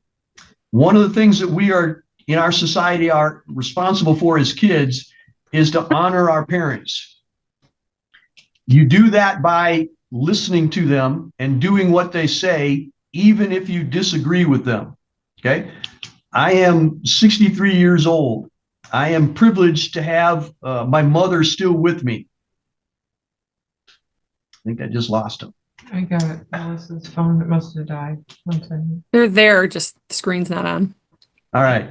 Sorry. So that's all right. I'll keep this short. I am privileged to still have my mom with me. She's 84 years old. There are lots of things that I disagree with what my mom says anymore, right? She's 84. Her world is completely different than mine. But I still, in fact, even more so now than I used to, I still make sure that she knows that I listen to her all of the time. I may not agree with what she says, but I don't have to call her out on it. I don't have to make her feel bad about it because she has invested a lifetime of helping me. So now it's my turn to help her. And I want you to begin that process. Whether you agree with your mom or not, you have to respect what she says. You need to listen and you need to take it seriously because she loves you and she only has your best interests at heart. Does all that make sense? Yes, Your Honor. It does. All right. I'm pleased at the report that I'm getting from you. I'm pleased at the way that you've reacted. Keep up the good work, and I'm sure you'll be able to get where you want to go eventually. All right. Is there anything else, Ms. Brucker, that we need to do today? No, Your Honor. Ms. DeFighter, is there anything else that you would recommend today? No, Your Honor. Mr. Delaney, anything else? No, thank you. All right. Keep up the good work. Good to hear from you. All right. I'll look forward to hearing again next time. Thanks. That's all. Judge, Thank I you, Judge. apologize. Are you adopting the recs that I had listed? I'm sorry. or- Yes. Okay. We will adopt all of the recommendations put forth in the court report 1 through 5. And I would like to add that those 35 hours of community service was an oversight from her dispositional hearing. That's where the community service is coming into play. Yep, and I'm sure that she'll get that done because it sounded like she was ready, willing, and able to do it. So we will adopt those. Thank you for reminding me. Yes, perfect. Thank you so much. Mr. Delaney, we got one more. Victoria, have you had an opportunity to review the report now? Yes, Your Honor. All right, thank you very much. Ms. DeFighter, any additional comments that you wish to make as to her progress? No, Your Honor. The only comment I would like to make is I have not been having consistent communication with both Victoria and Melissa. I'm unsure if maybe there's a new phone number or something. I have attempted to call multiple times for a different matter, and I have not received any phone calls back. Victoria, what seems to be the problem? Your Honor, I have Riley's contact saved in my phone, and anytime she calls me, I make sure to get back to her. And as for my mom, I don't know. She might be calling my mom, but she's not calling me, Your Honor.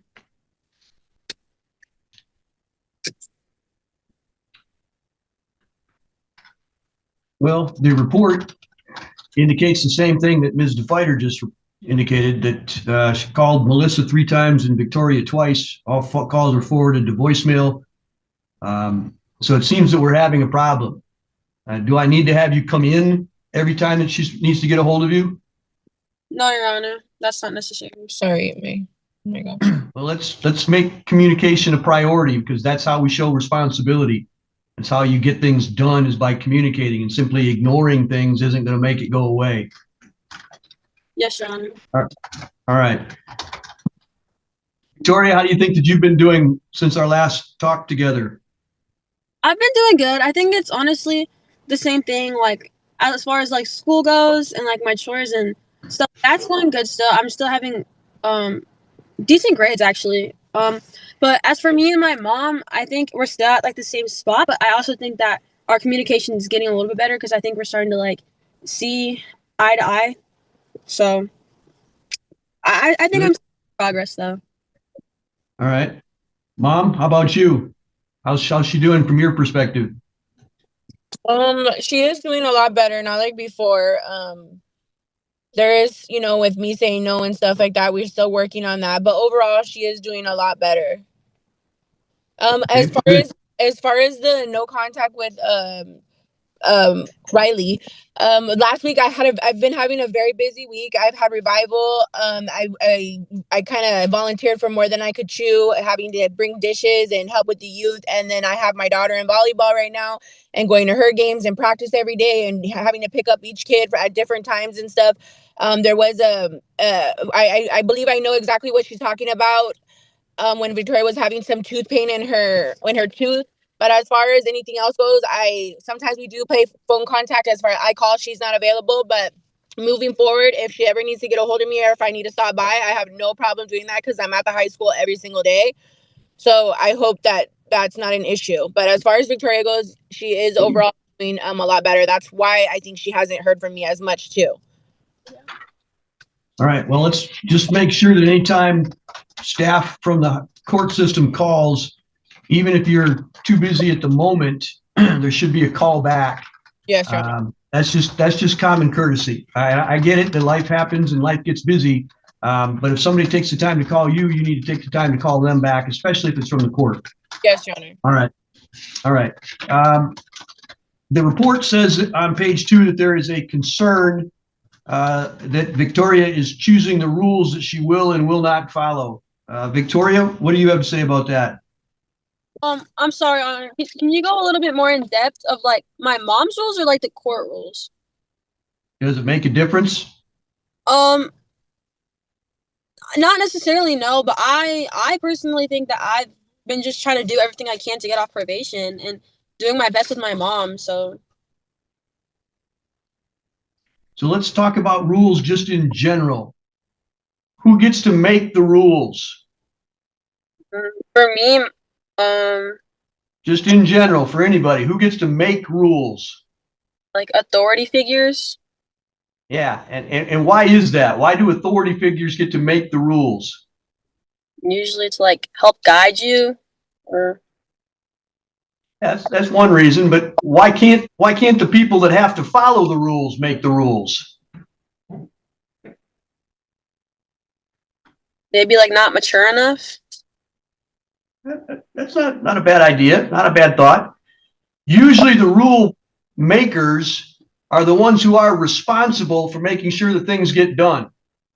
Like me as the judge, I get to make the rules for your probation because I am, by law, responsible. I'm the person. If somebody says, hey, why aren't you doing what you're supposed to be doing? They come to me and say, hey, why aren't you ordering her to do what she's supposed to do? Ms. DeFighter is my helper in that. She gets to set some of the rules because she's responsible for you. The people in authority at the school, they are responsible for all of the students at the school, for the safety, for their education, all of those things. So they get to set what the rules are. At home, your mom is responsible. If something bad happens, they're not going to come asking you. They're going to ask your mom, hey, what did you do or not do, right? If something breaks, she has to get it fixed. If something needs to be paid for, she has to pay for it. So rules come with responsibility. Do you understand that? Does that make sense? Yes, Your Honor. All right. So here's my concern. As you get older, you start to get to, well, everybody, and I'm not just going to say you, but everybody wants to set their own rules. They want to say, I'm responsible for myself, so I can set my own rules. But there's a balance, right? You're living under your mother's roof. You're using her money to support yourself. You impact the other kids in the family. You live under the rules of your mom. You're responsible to the court too. So there's some rules that you're still going to have to follow, even if you're not happy with them. Does that make sense to you? Yes, Your Honor. All right. And I get it that as you get older, as we all get older, we all want to have a little more hand in making the rules. But the fastest way to be a rule maker is to show responsibility first. I'm an old-time coach. I've been coaching for 18 years, and the kids on my teams that I give the greatest freedom to are the kids who show me the most responsibility. The ones that I have to talk to the least get to do the most. Why do you think I did that? Possibly because the kids you're talking to the most maybe aren't following the rules as much. Yeah, they're trying to do their own thing, and they're not helping the team. They're not participating as well as they should. They haven't learned their lessons. They're not showing responsibility. The kids that I don't have to talk to are the ones that are correcting themselves. They buy into the program. They know what's best for the team because they've listened to me say, hey, this is where we want to go. This is what we want to do. This is how we succeed. The faster that you learn that lesson, the faster you get off probation, the faster you get to do more things, the more freedom that you can be given. Does that make sense? Yes, Your Honor. Okay. You are, let me say it this way. You are making progress. I see you getting better. So I don't want today to be the judge got mad at Victoria Day. That's not what I'm trying to do. I think you are learning lessons, but you can do better. I believe that you are a very intelligent young lady. I think that you have really good stuff that you can do. And I see you beginning that process. I just want your best. Okay. And I think you're holding back on me just a little bit. Like your mom said, there's still some issues there, but you're getting better. So I see the good stuff that you're doing. And I want to congratulate you on that. But don't be satisfied with just doing enough to get by. Right? Let's see how good Victoria can really be. Let me ask you this. How much do the kids in the back seat look up to you? A lot. If you could influence them to be really, really good, would you want to do that? Yes. How do you think that you can do that? By setting a good example. Yeah. I have 4 kids. They're all in their 30s now. The coolest thing that I saw when they were growing up was my kids teaching each other how to be better. The older ones would talk to the younger ones. And sometimes one of the younger ones was better at something than one of the older ones was at. And they would help each other. They would teach each other. They would be there for each other. And as a dad, those are some of my proudest moments when my kids learned lessons from me and they taught them to other kids in the family. I think you can have that same impact on those little ones in the back seat. And that is such a cool feeling once you get it. Once you see them looking to you, that amount of love you can't pay for. That's a really good thing to have. And I'm hopeful that you get there. Okay, let's make that a priority. The only other thing I'm going to talk to you about today is the missing of the class of the art therapy the second week. Now you said you had a toothache. What happened there? So when I was at Ottawa, this is gonna sound so crazy. We were eating nachos and the tortilla chips, they were so stiff and I cracked a tooth on it, like literally on the chip. And Okay. it it's been hurting me a lot, but my mom, she was actually just on the phone with the dentist because we accidentally missed my appointment yesterday. Okay, is the tooth broken or is it still in one piece? No, it's like the whole back is off, like it's broken. Okay. You're talking to me today with a broken tooth, right? Yes, Your Honor. Okay, is there a reason why you couldn't come in when you were asked to do so for the court staff with your broken tooth?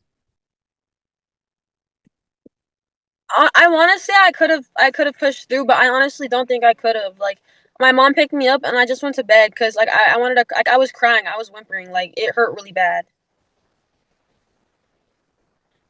Have you got some pain medication for it? Some Oragel that you can put on it that numbs the pain back there with the tooth?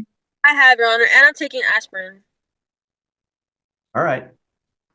So I'm going to give you a pass this time. But here's what happens when you're an adult. Okay? You come in when your teeth hurt. And you tell the people that you're responsible to, hey man, I'm going to have to leave because my tooth really hurts. This is what I've done to try to fix it, and it just isn't working yet. I've got aspirin, I've got Oragel, I had a doctor's or a dentist appointment, but and you follow up with those kinds of things. You don't just stay home and not answer the phone, okay? Because that's what kids do. They just hide from the problem, okay? Now I'm not here calling you a liar and telling you that you lied. I'm not there. This is more of a, if you're going to be an adult, then you need to take responsibility for where you're supposed to be and when you're supposed to be there. And if you are sick, you do everything in your power to either come up with a doctor's note or you show up and let the boss send you home because they can see that you're in pain. Those are your two options. All right. Yes, so I believe what you tell me, but there's still another layer on that. You have to either come up with a doctor's note or a dentist note, or you got to show up and say, boss, I'm here, but I'm really in a lot of pain. I can't do anything today. And let them send you home. Then you're not in trouble. You understand all that?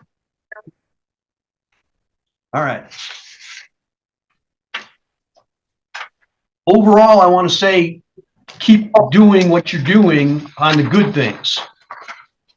Clean up just a little bit some of these other things, and I think we'll be fine. All right. Mr. Delaney, do you have any comments that you wish to make? Just a couple.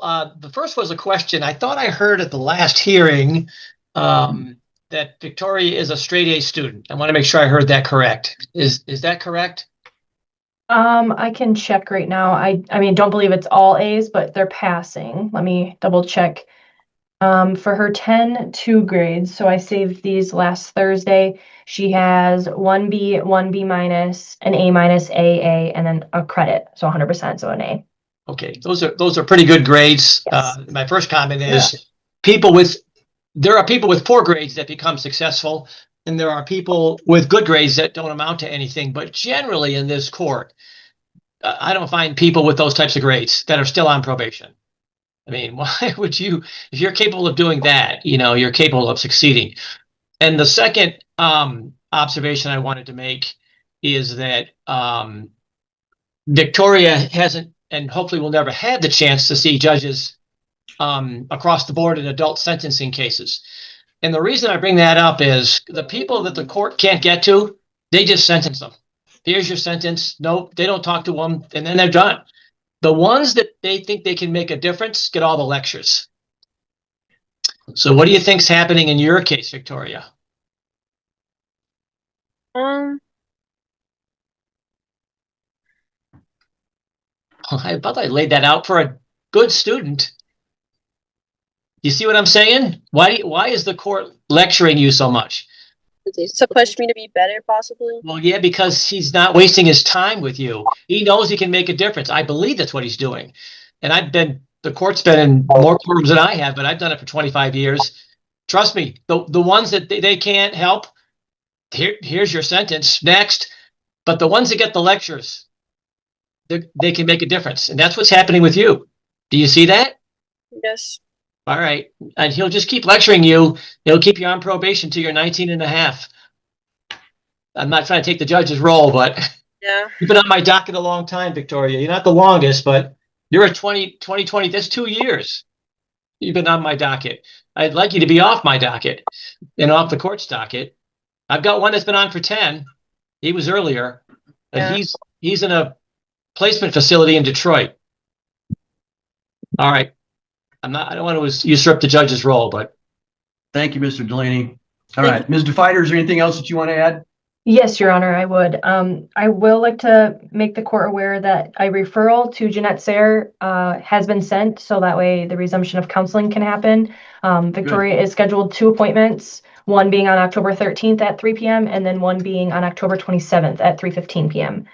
So I'm hoping that she can have those and go there. She does have that 12-week anger management program that she still has to complete. And I have talked to her in great length about getting her to the end of probation, getting her off. I'm looking at more of February. And she said that she believes that that could be a good goal for her. And she believes that she can reach that as long as she gets those community service hours in as well. Sounds like you know what you need to do, right, Victoria? Yes, Your Honor. All right. I'm sure that we will have another chat next time.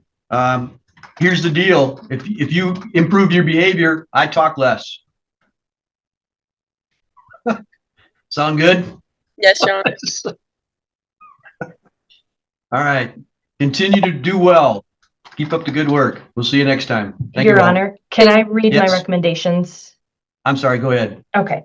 Victoria remain on the formal calendar probation and in community-based services for 5 months with the earliest release date of February 26, 2026, or until all probationary requirements are completed, whichever comes first. Victoria complete a plan to successfully get off probation and turn it into the probation department by October 22nd, 2025. Those recommendations will be adopted. Thank you. That's all for today. thank you, Judge. Thank you. My birthday. I do see Victoria and her mom with us. We also have the probation department staff with us as well.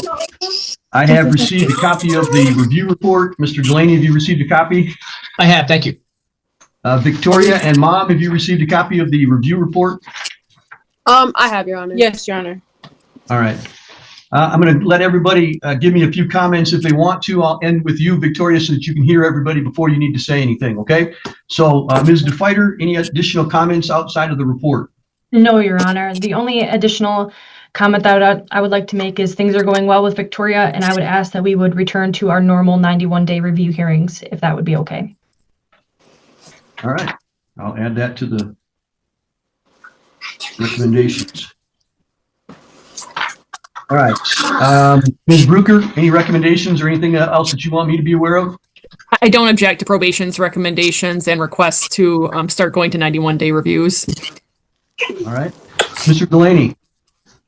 I also do not object to that recommendation, and I also think that Victoria has been in court enough times that perhaps this case is best when she speaks directly to the court and Victoria communicate.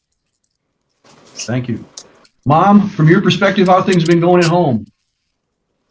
A lot better from before. Just a little, like I emailed Riley and explained to her just little bumps in the road that I'm just trying to stand firm on, but overall a lot better. What do you attribute the increase in good behavior to? I'm sorry? What do you think is causing the good behavior? I think she just realized that because she makes comments like, I can't believe I was acting out that bad. She just realized she finally seen that there will be a consequence to her action, and it's just a lot better when she just behaves. It goes a lot smoother. All the division and the fighting and stuff like that, it's really unnecessary. Okay. Well, Victoria, why don't you tell me how you think you're doing? I think I'm doing a lot better, like me and my mom wise, but I do think like a lot of the fighting and like the drama has been with me and my sister because I'm not used to sharing a room, and it's definitely like a big change. So me and my sister have been arguing, but with me and my mom, that has been going good. And I've been trying my best to just like not argue and just say yes, even if I don't want to do something. It sounds to me like, if I had to guess, that you're doing a little bit of growing up. becoming a little more mature. Would you say that's true? Yes, Your Honor. All right, that sounds, I like that. I like the fact that you're realizing what you need to do and making a good decision to go ahead and do that. How do you think that a mature, older person would deal with the issue between you and your sister that causes the arguing? How would an older person deal with that? I'd say probably not feed into nonsense, because a lot of the stuff we argue about it's really like just like petty stuff, and it's definitely not worth arguing about, especially like when we're getting ready for school, because it ruins my day. So I'd say like not feeding into like nonsense. I think that's a great answer. Do you think that you can do that for me? Yes, Your Honor. All right, that sounds good. I wanted to take a minute and say I am so impressed with your grades. I see it in the report here that your grades are outstanding. 85 and above, a couple of a 97, a 95. That's just outstanding work. I really appreciate that. That tells me a lot, that when you put your mind to something, you can really excel very well. I like that a lot. So nice job with that. Thank you, Your Honor. Tell me about this. Are you looking forward to doing some counseling with Jeanette Sayre? Yes, Your Honor. You haven't started that, have you? I missed an appointment, but I have my next rescheduled appointment is on the 27th. All right.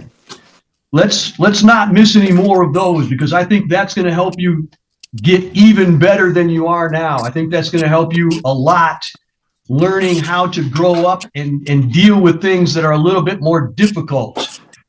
So I'm really looking forward to seeing some reports about how well you're doing in that counseling program. So let's start that off on the right foot and not miss any more of those, okay? Yes, Your Honor. All right. Well, it sounds to me like you're doing really good work here, so I want to reward that. So I'm going to say that we'll put this back on the normal review schedule, so you don't have to come in and talk with me all the time. So 91 days, so 3 months. It'll be, well, at this point, it'll be after Christmas before you have to come back and talk to me again. You still got some things to do, right? You still got to do your counseling. You got to finish your community service work, both the ones that were here and the ones you got at detention. And then I want you to continue to have good school grades and continue your good home behavior. So those are the things that I'm going to require you to do, okay? Yes, Your Honor. Can you do all of those things? Yes, Your Honor.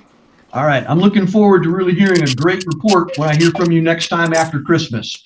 If I don't get to see you between now and then, happy Thanksgiving and Merry Christmas. And do yourself proud, okay? What do you say?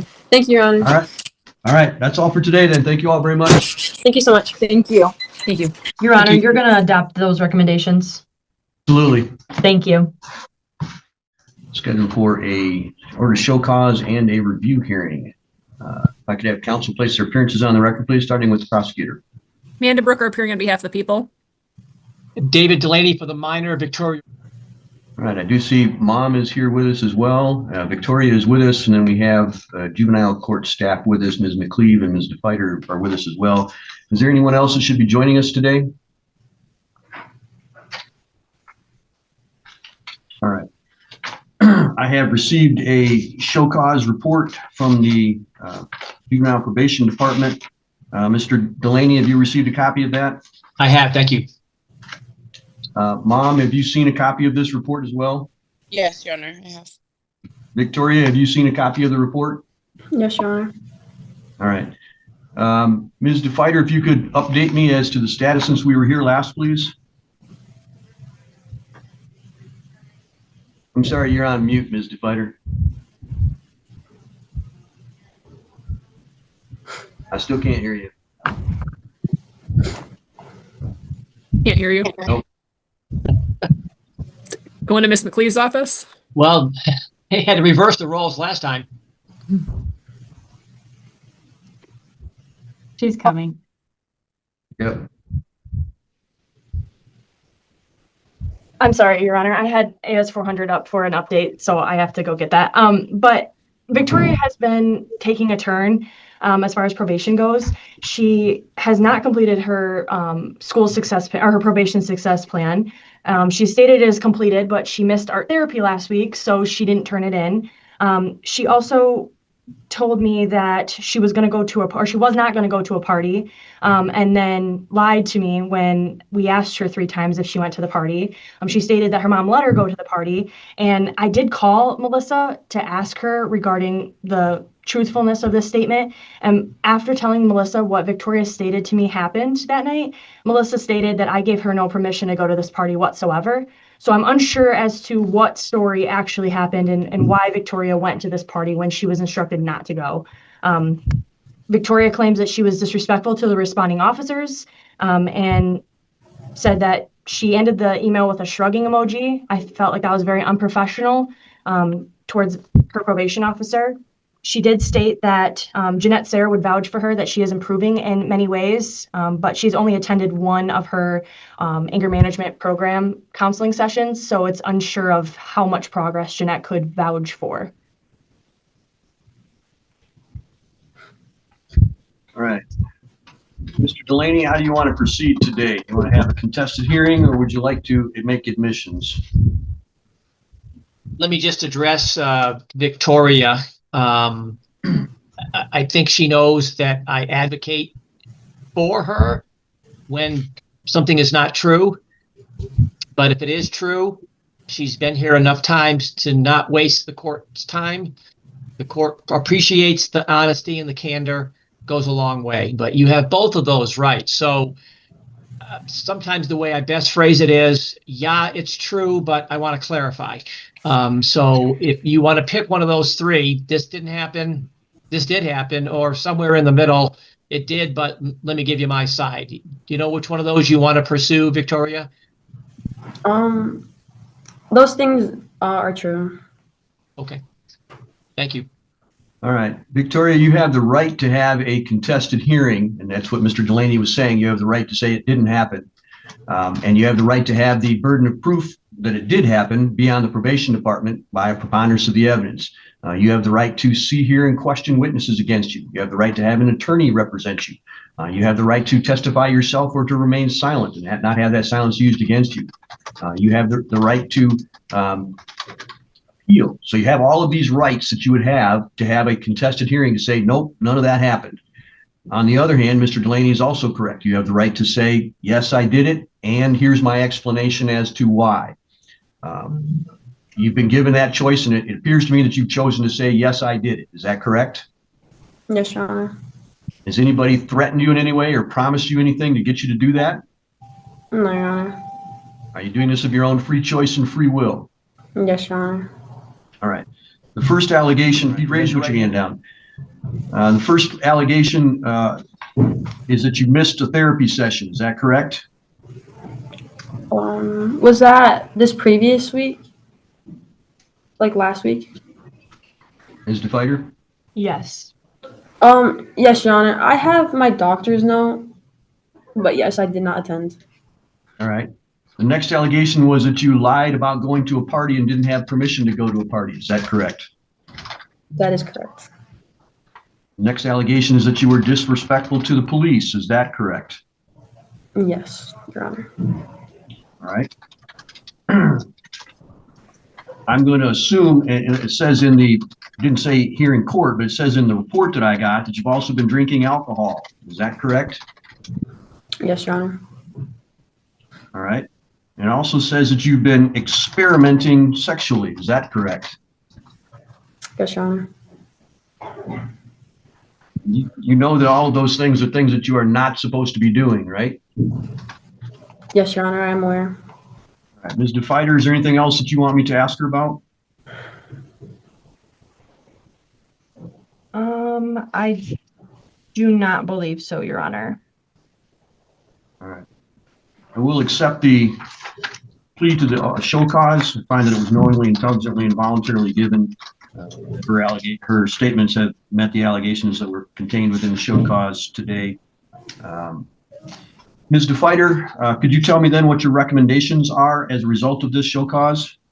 My recommendations are that Victoria complete her previously court-ordered 25 hours of community service by November 26, 2025. Victoria complete a sincere apology letter to Deputy Walker and turn it into the probation department by November 21st, 2025. Victoria complete a 500-word essay on the dangers of ingesting alcohol at a young age and turn it into the probation department by December 11th, 2025. And Victoria complete 40 hours of community service and turn it into the probation department by January 16th, 2025. All right. Victoria, I'm also going to hear from your mom and your attorney and from Ms. Brucker. And then I'm going to, after you've had a chance to hear all those people, I'm then going to give you a chance to explain to me what it is that you've been doing and why. All right. So let's start with Ms. Brucker. Ms. Brucker, is there anything else that you want me to be aware of or any other recommendations that you have? I've read the recommendations. Victoria's been very aware since she left residential treatment what the expectations were. And I think this court was very clear with her the ramifications if she did misbehave or violate the orders. So I'm pretty disappointed that we're back here and it feels like maybe she didn't get as much out of residential treatment as she promised the court that she did.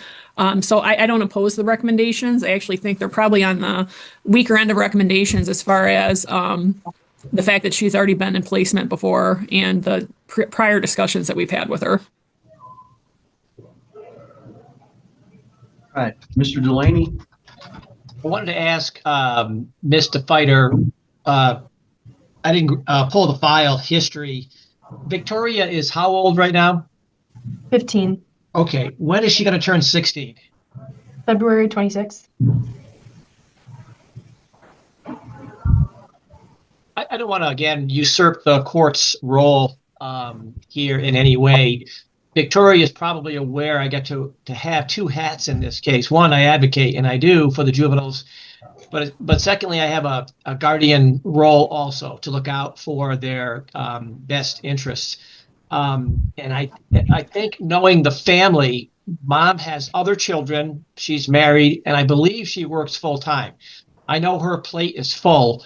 And she probably is not able to monitor Victoria with the time limitations that she has, because the report, to my surprise, indicates she's freely consuming alcohol, she's experimenting, and maybe if this was her first time into the court today, we could navigate that. But we're at the far end of this thing, and the last hearing, the court said, I think you're growing up. And then again, none of this is the fault of mom per se, but I think she indicated in the report she wasn't being completely candid with probation about how Victoria was doing. Thought I read that. And it's a tough balancing act. You want to protect your kids. You don't want them to get in more trouble. On the other hand, Victoria is 15.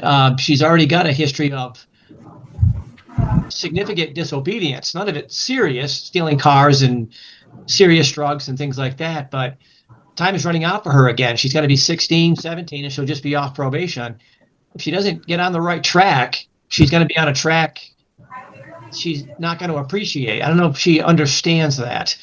I was concerned significantly when I heard about these allegations, because the alcohol consumption and the experimentation, especially if you're a girl. I had boys. I didn't have girls. I think the court had girls. There's a whole nother level of vulnerability out there than for the boys. And you get into this track and, it begins to get serious. I think I remembered her running down to Saginaw and some other things. So, I've always said the world's a dangerous place. I don't know if she understands that. But so I leave it to the court, of course, to address these concerns and what it's going to take to get Victoria's attention.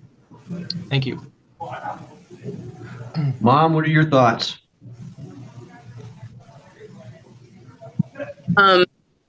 Well, he's absolutely right. This is the first time that this has ever happened with me finding out about my daughter drinking alcohol. She was, every single time we were going to court, she was getting praised and we thought she was getting somewhere. And when we had these different situations that came up, it was so hard for me to decide because I'm always, ever since she came home from the program, I was trying to change a few things as far as every time I would go to the probation department before and tell them every little thing rather than trying to work it out with my daughter and I. And so I was trying to, in counseling that we had while she was away, I was trying to work with her rather than working against her and trying to meet on a common ground. And I thought we were getting somewhere. And so I did allow her to go to homecoming. As soon as she came home that night, and I found we were supposed to get ready for church, and she was unable to get up, and I discovered what she did. It was completely not okay with me. I sat her down and we talked, and I said, look, like there has to be a consequence for this. And I would always hear too, like, because I would go to the probation department right away. I was always hearing like, when are you going to learn just to parent me? Like, when are you going to parent me, instead of always running and telling them? And it's always like like I'm getting interrogated every single time I go to the probation, which I get it. It's their job, but it's like, who's telling the truth? Then Victoria says something, and it's what I say. And then it's just like, why would I sit here and lie? I'm coming to you guys to tell you guys what the situation is. So then we talked about a consequence, and I told her she was not going out on Halloween, and she was grounded, and she was okay with that, and she was fully said sorry I don't know how many times and cried, and I thought we were getting, I thought that, okay, there was a consequence there was something. And then it was she, you know, I never in my, and I honestly, it might sound so dumb, but I didn't think that my daughter would sleep with someone without being married, without knowing someone. She knows that what I teach her, and her telling me like, no, mom, I'm going to hang out with a boy, but I'm on my period. Like, she told me she was on her period. I trusted her. That's like a whole nother subject. I felt so betrayed, so hurt, a mix of emotions. Like, I couldn't believe that my daughter actually did something like that. So I went to her probation department after being stuck in, do I share this with them because she is doing better in certain areas, that do I not? And finally I said, you know, what am I teaching her by not telling them everything? And then when the court comes again, they're going to think that everything's okay when it's truly not. I can't continue to do this. So, and my work schedule, I try my hardest to work around my children because, you know, Victoria, I have my other kids that I have to worry about and her behavior. I have my other kids sitting here telling me, why does Victoria get away with this? Why could she do this? If it was me, you take my phone right away. I get spanked. I can't take Victoria's phone. I call the probation. I ask them. They say, let's not get it from her. There's a lot of stuff that goes on. And so I just want you guys to know, and then she went to I got home from work on Halloween night. I had to work. I didn't get home till almost 11:30 at night. She still told me she was going to Taco Bell. She was gone not only 45 minutes. And then come to find out, she ended up stopping at that party. Just so you guys know, I stood on business. I completely and told her. And then I had Riley asking me, well, Victoria said you said this. Absolutely not. While Victoria is hearing me right now, I said, if you decide to go to a party, I will tell your probation officer because I will not allow it. I told you for the actions that you did and the choices that you made, you are not allowed to go anywhere or do anything. So that's where I stand with it. Again, I feel like I always have my hands tied as far as parenting her because I have the probation. Like, I feel like I can't even parent my child. I pay her phone bill. I can't even take it away. And then every single time we're about to go in court, I was really thinking it was going to be today. So it could be more, I could, you know, share more things with you because every single time it's a court date, I have to get drilled on what to say and this and that. And it's just, I'm going to be completely honest. This is to help Victoria. This is not to damage her. And I thought it was helping her until sometimes right now I just see that she just likes to do whatever Victoria likes to do. And as far as her counselor goes, I have not got to talk to Jeanette, but there's some things that in the past when I have said I didn't want my daughter going to McDonald's, and then she would say, why not give her a break? Why not let her cool down? And then come to find out those specific times, my daughter was in a car with a gun, with a grown man holding a gun up to her. And then this time when she had drank and did what she did, which was not okay with me, she tells Jeanette, and Jeanette tells her, oh, well, you're getting older. No, I don't care if she's getting older. Drinking and doing things with boys like that is not okay with me. Thank you. I appreciate your honesty with us. And I'm going to do whatever I can to assist you in your parenting. So thank you very much for your thoughts. What do you mean that there was a grown man with a gun in a car with her? Victoria? Yeah, no, I'm asking you. So one time when we were going to counseling with Jeanette, Victoria would say, I just want to go after school and hang out with my friends at McDonald's. Me as a parent, I knew that something wasn't okay and they were up to no good, and I wanted her to come straight home from school. Her behavior was completely off and how she was acting wasn't right. Well, Jeanette said, what's wrong with her going after school? So she went after school one day and got a ride from a boy to McDonald's, and there was a grown man that was supposedly the plug in Gaylord, and had a gun and held it up to Victoria. And come to find out, this gentleman that we're talking about, which I don't know his name, he ended up taking his own life. All right, thank you. Victoria, what do you have to say for yourself? Honestly, I have no excuses. I know I'm gonna have consequences when I do these obedient things. I think I do need to make a change. I'm not setting a good example for my sisters, and I'm draining my mom, and that, like, I don't want to see that anymore. So I think I don't know if I need to go with my dad and make a change with him, because he's definitely more strict and definitely on a better path with God. I don't know if I need to go with him. But something definitely needs to change, because I changed for a little bit and then I start to get on a different, the same path I was on. So honestly, my plan right now is to have my dad take my mom to court again, because I think I need more direction. And honestly, my mom, she's going through her own things, and she has my sisters, my dad. He's just in a way better place, and I think he's a little bit better of a role model right now. So I think I just need to make a change with that and my behavior. So yeah. Anything else that you want to tell me? No. Well, I'm going to agree with you that something needs to change. I'm going to disagree in one respect, because what you told me you wanted to have changed was your living circumstances. The thing that needs to change is you. Why do you think that we sent you to the detention facility? Why do you think we put you into that program? Was it to change your mom? No, Your Honor. Was it to change your dad? No, Your Honor. The report says that your mom is scared of you. Is that a good thing or a bad thing? Bad thing, Your Honor. The report says that things at home are much worse than have been previously revealed. Is that a good thing or a bad thing? A bad thing, Your Honor. What good thing happens when you drink alcohol? Nothing.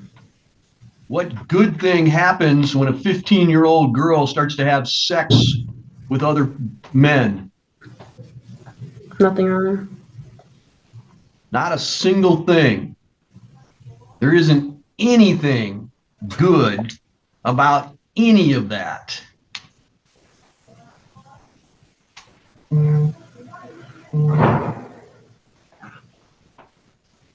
What makes you valuable?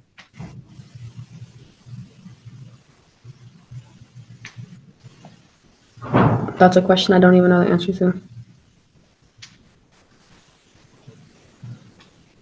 Do you want to know what makes you common or less valuable? Yes, Your Honor. Giving it away for free, making it easy, giving it to people who don't really care about you, playing with fire. You understand what I'm saying to you? Yes, Your Honor. Why would anybody want to treat you like a pearl of great price if you rolled around in the mud? You understand what I'm trying to say to you? Yes, Your Honor, I do. There's a story in the Bible. It's called the pearl of great price. The pearl was very, very valuable. It was a beautiful pearl. And the owner of the pearl one day lost it. And he spent all day searching throughout the entire house to find the pearl. And when he found the pearl, finally, because it had fallen in a crack, when he found the pearl, he rejoiced and brought people to his house and said, "Come to my house and we're going to have a celebration because I found this pearl of great price." It was such a valuable thing that he spent all day looking for it. He wouldn't rest until he found it. What made that pearl such a valuable thing? Do you know? No. If everybody had a pearl just like it, would it be valuable? No. If he used it to play marbles with, would it be valuable? No. If he let everybody into his house to use it as they saw fit, would it be valuable? No. If he threw it in the sandbox and let the kids play with it, would it be valuable? No, Your Honor. So what makes something valuable? Something untouchable? It's rare, right? If it's rare, that is, it's not given to everybody. It's treated with respect. It's only used for its proper purpose. All of those things make it valuable. It's not that you lock it away and never let anybody see it. He wanted everybody to come to his house to see the pearl of great price. But he didn't throw the pearl in the gutter. He didn't put it out in the sandbox. He didn't let everybody touch it. He didn't let the pearl wander off on its own. He prized it. He kept it. He respected it. He only used it for its proper purpose. That's what made it valuable. I see you taking yourself as this pearl of great price and throwing it away. I see you putting it in the gutter. I see you throwing it in the dirt and letting anybody that wants to come around and use it in any way that they want to. You have a gift, young woman. You are a smart young woman, and you are throwing it away for a momentary pleasure. I'm going to go to the party and have a beer or two, or 3 or 4, because that's going to make me feel good for 5 minutes. Doesn't matter that it's going to break my mother's heart. Doesn't matter that it's going to set a bad example for my sisters. It doesn't matter what it does to my self-respect. I'm going to have sex with other young men, or I'm going to have sex with older young men, even worse. I'm going to throw away this pearl of great price and let everybody use me as common property. It doesn't matter that I won't be able to give this valuable thing to my husband in the future. It doesn't matter that nobody will see me as special because I'm a hoe. It doesn't matter that I use it for momentary pleasure instead of holding off and treating it as something to be very valuable.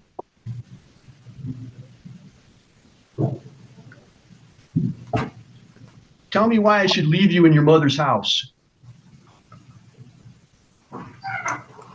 I want things to work. I really do. How do you show me that? By getting on the path I was before and respecting her. Yeah, it's easy to say it, right? You know what to say. You're smart enough to figure out what to say, but then you just use it to manipulate people. Just like you manipulated your mom, just like you manipulate the probation department, just like I'm sure you try to manipulate me. So how do you show me, not just tell me, how do you show me that I should leave you at your mom's house? By respecting my mom and following her rules. I mean, it's really not hard. My mom doesn't ask for much. It's just my choices that you make. Yeah, you got it. See, I told you you're smart. You understand this stuff. Absolutely, you understand it. And at your age, your mother should be able to say to you, I can trust you. Didn't it feel good to you that I trusted you and brought you home from the program? Felt amazing, Your Honor. Wouldn't it be good to have other people trust you like that? Yes, Your Honor. So how do you get that trust? By following through with what I say. Yeah, you do trustworthy things. If you want to be respected and trusted, if you want to have people look at you and say, I can let that person make a decision because they always make good decisions, then you have to make good decisions, right? If you are consistently making good decisions, then your mother will believe that she can let you make more decisions because you'll make good ones. But if you make a series of bad decisions, such as what led us to here, what else do you expect us to do other than to expect that you're going to continue to make bad decisions?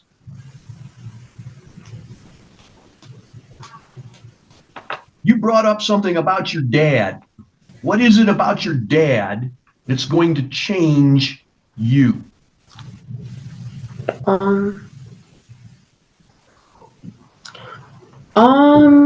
think it would just be easier because, I mean, he has no kids with him. I mean, like, it's just him and his wife. And I think even when I do make mistakes, at least my little sisters won't be watching me make those mistakes.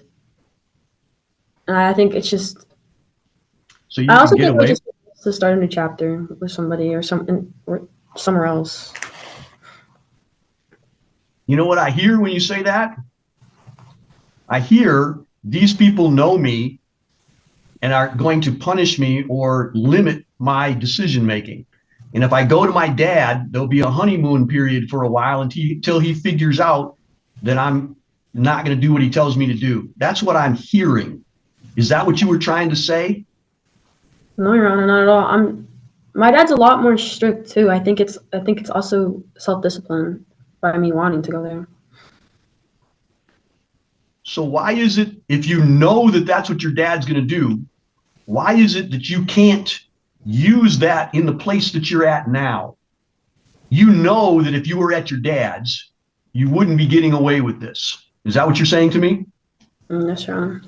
Then why is it, if you know that you can't incorporate that into who you are now? Why do you need me to drop the hammer? Why do you need your dad to drop the hammer on you before you will conform your behavior? Honestly, I feel like I just need someone on me, like directing me. I don't know what to do when I'm on like by myself, so I just do whatever. And that is part of growing up. I'm going to grant you that. Part of growing up is learning how to make decisions on your own. But Victoria, you are smart enough to figure this out on your own. I don't have a problem if you want to go to your dad's. I'm not saying that it's right or it's wrong. That's not my decision today. My decision today is, what am I going to do with you today? If something else happens in the future, fine. If it doesn't happen, that's fine too. But you will not grow up until you figure out that the issue is you and not whoever's making you do it. As a child, we look to our parents to help us make good decisions. But in the end, as we grow up, it is us that decide. You could have the best parents in the world, and you could decide, I'm not doing that. And you turn out like a reprobate, like somebody who's just needs to be in prison all the time. On the other hand, you could be in the worst home in the world, and you could turn out to be the best kid in the world because you figure it out.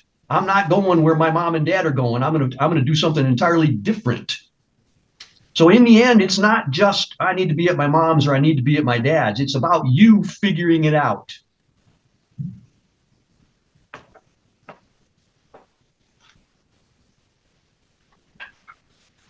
Enough preaching. Here's what we're going to do. I'm going to not do everything that I want to do today because I'm going to give you, I'm going to put it this way, one more chance. Okay, but I am going to put some more additional limitations on what the recommendation is. But I got to tell you this, if you continue down this road, I'm going to jerk you out of your house as fast as I possibly can, and I'm going to put you as far away from everybody that you love as fast as I possibly can. Because right now, that's the only thing I think gets your attention. You are going down a road that's going to have you have a baby before you're 17, and your likelihood of success in this world is going to be nil, zero, less than nothing. And you're going to have a life that is so difficult you can't even imagine it right now. And that's throwing it away for dirt. That's throwing that pearl away for nothing.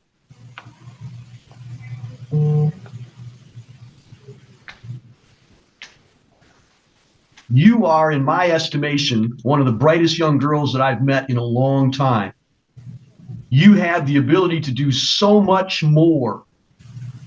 And you're acting as if today's little thrill is the only thing that matters. Now, that's something that's common to most kids your age, and eventually you'll grow out of it. But not everybody gets in as much trouble as you have while they're doing it. And that's the problem that I have. You're throwing it away so much faster and earlier than everybody else does.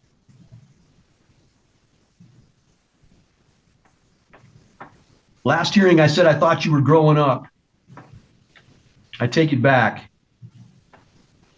You're acting like a 4-year-old. This is what 4-year-olds do. They don't understand what the world is doing around them. And all they can think about is, what do I want today at this moment? And they throw a hissy fit as soon as they don't get what they want. Your hissy fit is just called manipulation. I think you've got so much more. And I'm entirely disappointed in what you're giving me. So here's what we're going to do. All prior orders of the court will remain in full force and effect. You will complete the previously court-ordered 25 hours of community service. Ms. DeFighter, how much does she have done right now? It's on my board in my office. I believe she has 10 or 15 hours completed out of the 25 hours. All right. Then I will say that it must be completed by November the 26th. She's got 16 days to get the rest of those hours done. Now, she must complete a sincere apology letter to the deputy and turn it into the probation department. In addition to that, she must write a sincere apology letter to her mother and turn it into the probation department by November 21st. She must complete a 500-word essay on the dangers of ingesting alcohol at a young age and turn it into the probation department by December the 11th. She must also complete a 500-word essay on the dangers of sexually transmitted diseases by young women. She must complete 40 hours of community service work and turn it into the probation department by January the 16th. And she will be on a curfew after school. She will go straight home and she will stay home unless she has both her mother's permission and the permission of the probation department. She will not be out for anything. She will also turn in all her phones and her electronics for the next month. She will not be on anybody else's electronics or phone for the next month. Victoria, do you understand my ruling? Yes, Your Honor. Do you understand why I've done that? Yes, Your Honor. Tell me why I've done that.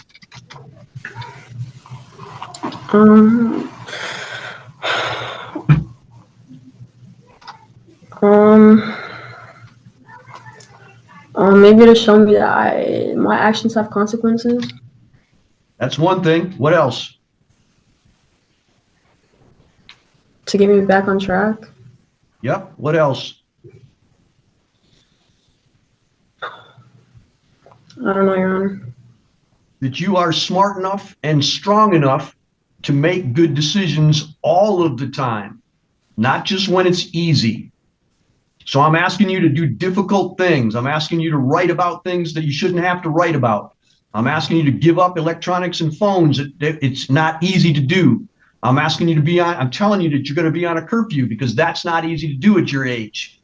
And if you can successfully do those things, then you can successfully change your own behavior. You don't need anybody else to make these decisions for you. You're smart enough and wise enough to be able to do it on your own. It's time to make those good decisions every day. That's all. We'll be back here. I want a review hearing in 30 days. Thank you. Your Honor, when did you want that second 500 word essay by? Same time as the first one. Okay, thank you so much. Victoria yet? Well, maybe she's the STYF. Yes, she's right here. I'm sorry about that. That's okay. All right, I do see Mom, I do see Victoria. I also see Probation Department is here en masse. I have received a review report. Mr. Delaney, have you received that as well? Yes, I have. I just wanted to indicate before the court got going that Mr. Fighter did ask me just before noon by email if I could call Victoria, and I was leaving for lunch, and as the court knows, I was up to the court by about 1:15 in person and back here. We just finished, so I didn't get a chance to call her, but I don't know if she wants a breakout room at some point, but I wanted to get that on the record early. Thank you. All right, Victoria, do you wish to have some time to go over the report with your attorney before we proceed any further? Yes, Your Honor. I'm sorry, I did not hear what you said. Yes, Your Honor. All right, we'll put you in a breakout room and so you can have a chance to talk with Mr. Delaney. Once you're done there, you'll be able to come back into the courtroom and we will proceed. So the court will be in recess while we do that. Mr. Delaney, have you had an adequate opportunity to discuss the review report with your client? Yes. This is a review hearing. Approximately 2 weeks ago, we had a order to show cause and Victoria was ordered by me to attend to be sent up to the detention facility with the Sioux tribe. She's been there about 2 weeks, so I'm going to ask her in a minute or two how she's doing there and what she thinks she's benefiting from there. But I'm going to start with the probation department. Ms. DeFighter, can you update me as to how things are going and where we are since we were in court last? Your Honor, I've had 2 phone calls with Victoria since she's been placed. The first one was not so nice. The second one was a little bit better. Victoria believes that if she returns home to her mother, then the problems will continue to happen and escalate. She had talked about getting emancipated again. I know that was a conversation when she was last in Ottawa County, that she was questioning the emancipation process. She did say that she felt that I was not listening to her and she wanted a new caseworker and a new judge. Last week when I had talked to her, she did state that she's fine where she's at in juvie, but if she goes home, that nothing will change. Again, it wasn't really much of a phone call, and this was on January 8th, 2026. This wasn't much of a phone call, as she really didn't want to speak to me. We did have a conversation today regarding her report. She seemed a lot in a better of a mood, I should say. And she thought that she had turned in some assignments that I had stated that were not turned in, but we got those squared away. And she understands that she is behind on 6 assignments and sounds like she wants to just get off probation as soon as possible. All right. Ms. Brucker, anything from your perspective? I mean, it just kind of feels like we're here a lot on these hearings and we have the same conversations. And I mean, obviously Victoria's still in placement, so we don't know what's going to happen when she gets back. But, I don't feel very positive, I guess, hearing that report.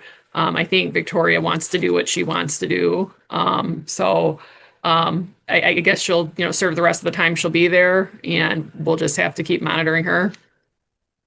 All right. Thank you. Mr. Delaney, any allocution from you? Yeah, just a few things. One of the things that we talked about a couple of things while we were on the break. The first was there were some pending old assault charges, and I thought I saw a dismissal come through. It's on the docket for an inquiry hearing. Is that going to be next, or did that get dismissed? She hasn't had any recent assaults, but there was maybe October or November. Ms. Brucker, can you weigh in on that? You mean about the current case? Yeah, is that it? And when I say old allegation for Victoria, October and November are old because we've been through so much already. Is there still something out there? There's one from December. Oh, A new with one. with her and her mother? I believe so, yes. Okay. Judge, are we doing that after the review hearing?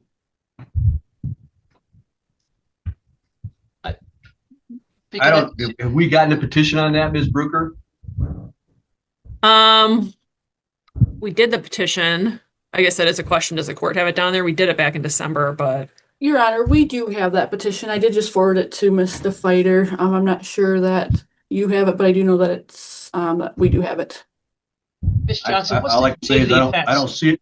I don't see it in the court file. So Give me just a minute, Mr. Delaney. Thank you. Sorry, I know we were all talking at once. It'll be petition 25-4, and it's going to be for domestic violence. It alleges that on or about December 16th that Victoria did assault and batter her mother. Okay, I probably wasn't aware. I hadn't looked at that. So okay, we'll come back to that later. The second thing that Victoria and I talked about, and while we always have attorney-client privilege, but this was something that came up in court before she went to the SUE, and it's just been touched upon, and obviously the relationship with her mother. I wish that Victoria could communicate with people the way she communicates with me, but I'm not the court sending her to the SUE or her mom telling her to go to her room or the probation officer telling her to do an essay. So I'm in a kind of a different situation, but she communicates very well with me. And what I said to her was this relationship with her mother is pretty critical to her success going forward. Victoria has earned her way with her mother. We know she's gotten mad and broken things and things like that. And even the court said, and I would say this if her mom was here, there's probably some days that mom's not having the best day either. I believe she works. She's got 2 other children. She's married. And so they have to cohabitate. But what I told Victoria is if she's making the effort, and we have the proofs in the pudding, but mom isn't helping, then tell Miss Defiant that, or tell Miss Johnson that, to say, Judge, I went to my room and I did what she asked me to do, but mom came in and she doesn't get the benefit of the doubt, which she's earned. I told her that, Victoria has earned her way in this court. So sometimes we can't tell if she's telling us what happened. But if she is making the effort, then I'd like her to tell Ms. Defiant so we can help solve that with mom. But I also said to Victoria that if she comes home and mom makes an offhanded remark, but it's not a big deal, just go to your room or find something to do. You can't overreact to that. And then you've lost the ability to say, mom's not helping me, because you overreacted and threw something. So, and Victoria's got to work through, and I'm saying all this because I'm in court with Victoria a lot. She leads the pack, although there was a gentleman today that went to detention. So, the court is even-handed. But the court can't provide the assistance to her unless it knows what's going on in that home. And Victoria has some credibility issues once in a while. So if she wants to be out in 2 weeks and we don't want to be back in court again, and I don't know what the answer is, what's going on in those 4 walls. So I guess I'll leave that to the probation office and the court to figure out. But other than that, I want to see Victoria succeed, and I don't want to see her in court anymore. Thank you. Thank you, Mr. Delaney. I would note for the record that Mom, Ms. Reichstroff, was present at the beginning of the case. We had some communication from her that her phone was dying, and it appears that has occurred. We're looking and monitoring to see if she is able to come back in, but nothing so far. So we'll just continue on. Victoria, now is your opportunity, if you wish, to tell me how you're doing, how things are going at the Sioux Tribe, and what you're looking forward to when you get back. I'm doing good, Your Honor. I'm mad at myself that I'm in this position again. I think, I don't do much here. I sleep and watch TV all day, but that gives me a lot of time to think about what I'm gonna do when I go home. I'm excited to jump back into school, and I'm turning 16 next month, so I'm gonna look for jobs, and I'm gonna start driver's training as soon as I get out here. I think I took advantage of my freedom when I got out of Ottawa also. I'm not gonna let that happen again. I'm gonna try to occupy myself as much as possible for when I get out, so I don't have this happen again, and I don't want this to become a cycle anymore. And as for my mom, I think I'm just whatever she asked me to do, I'm not even gonna try to be right. Even if I am, I'm just gonna do it because I do want to get off probation and um get this over with. And I kind of want to leave this in the past when I am off. Um, and, I mean, I've honestly, Your Honor, I've already had some crazy nights. I've lived a teenage life, and I'm kind of done, kind of over it. Just want to go back to school. So that's all. Well, thank you for that. I don't know if you can see from your vantage point that I was smiling to myself as you were talking. I always enjoy listening to you because I think you're one of the more self-aware people that I know that I have contact with in the court system. You have a way of talking about yourself in the third person, which not many people are able to do. And I say that as a compliment to you because you recognize how you're feeling, but you also recognize how to say things in a way that gets people to do what you want them to do. And I think you're doing the same thing that I was doing. The corners of your mouth are turning up a little bit when I said that. It's one of those things that as you get older, I hope you put to good use, because knowing who you are and what you are and knowing how to talk in a way that influences people can have very good applications. You can do anything if you know who you are and you know what your skills are and you know how to positively influence people. The problem with that skill is that you can also do a lot of bad things and get away with it for a while. I'm hoping that you're recognizing that and that what you just told me, that you're done, that you're over with the teenage kind of things, as you put them, is true. And I'm hoping that you truly do that, because I think that you could do very, very well in your future. But the only way to figure that out is for you to actually do it. So I'm not going to give you any big pep talks today. I'm not going to say, what my wisest thing that I can think of is, because you've already heard it. You know all that stuff. We've already had those good conversations. So I'm not going to pretend that I know all the answers. I'm just going to say I'm waiting for you to show me. And if you show me, the recommendation in this case is that you could be done in May, the middle of May. So basically when school would be out, you could be, and I don't say that you're going to be, I say that you could be done with probation if you do what you're supposed to do. So I'm going to lay that out for you and say I'm going to follow this recommendation and give you that opportunity to control your own destiny. If you do the things that you're supposed to do, you're going to be done with us in May, and you'll be out driving and going to school and enjoying freedoms. And if you're not going to do the things that you're supposed to do, you're going to be right back where you're sitting right now, because you know that that's what I'll do, because I've done it twice to you now, and it doesn't bother me. I go home at night. I get to play my guitar and read my books and shovel the snow as it keeps coming down. So I live my life. You've got to figure out how it is that you're going to live your life. So I'm done preaching to you. I'm just going to say, do the right thing, and we'll see what you do. Okay?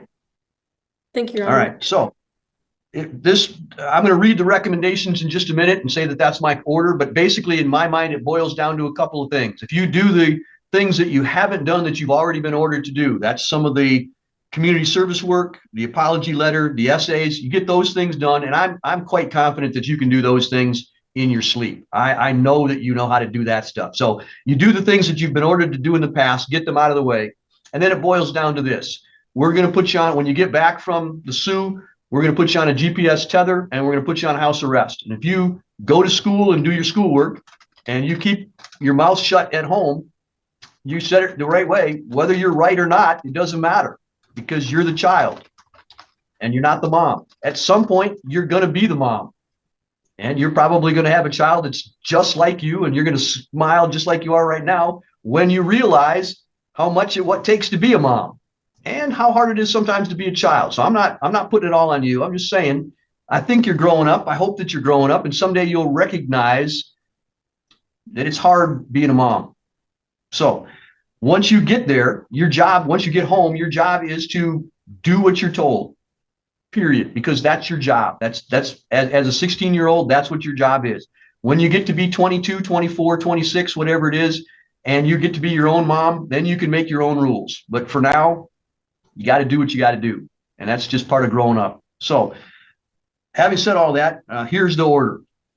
All the prior orders of the court remain in full force and effect, and you got to do what you've already been ordered to do. You will remain on the formal calendar probation in community-based services with a tentative release date of May the 15th.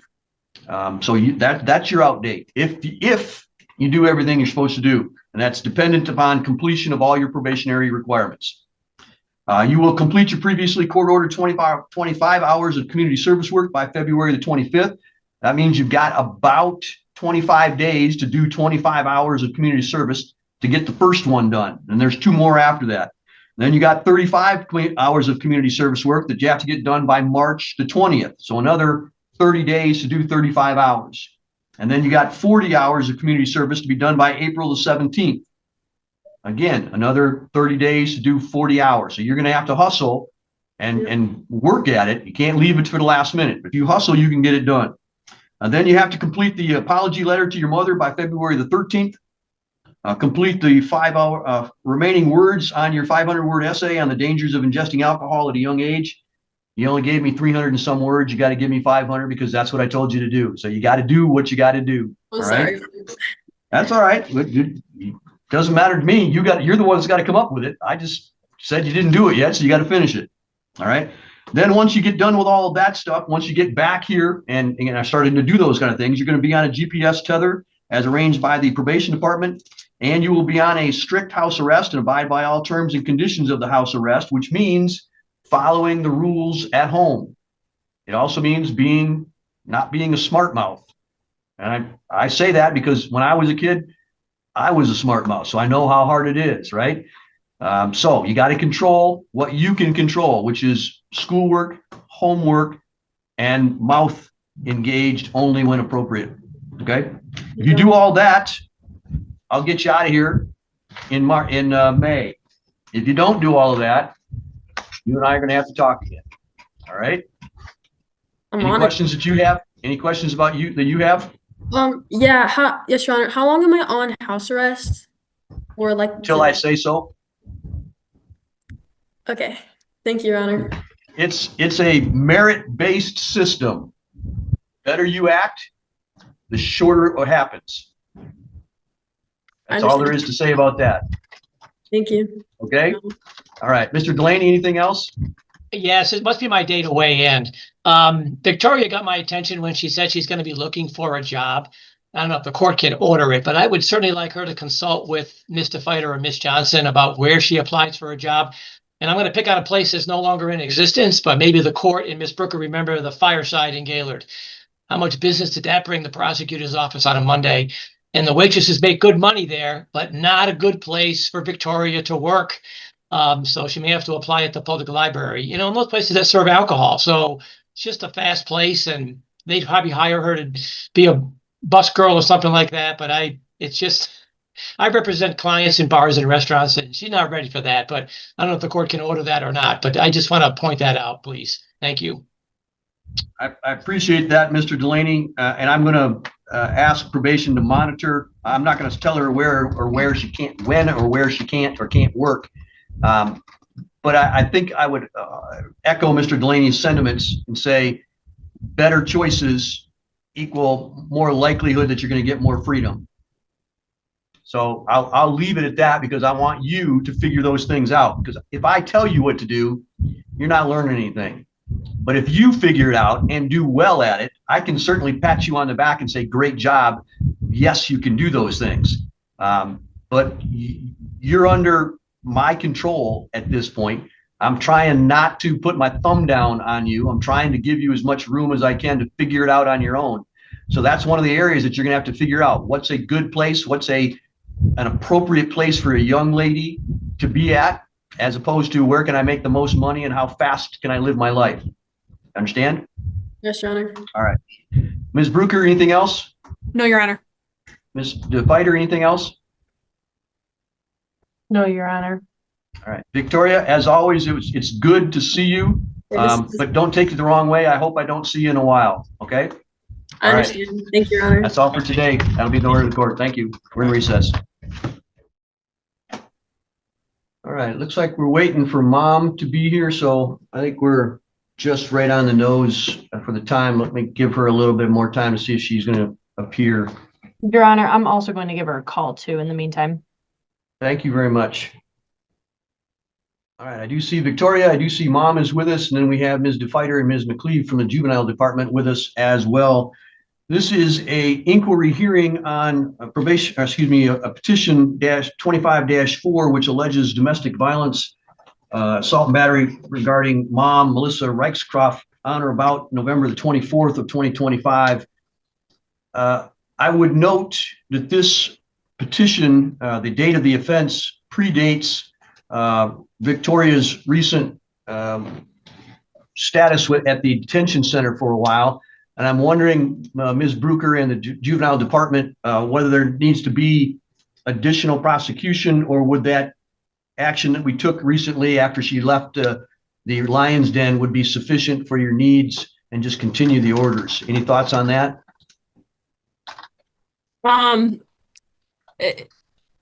If she's going to, if she's going to be placed in this facility and complete the treatment program, from my perspective, I don't need any other orders.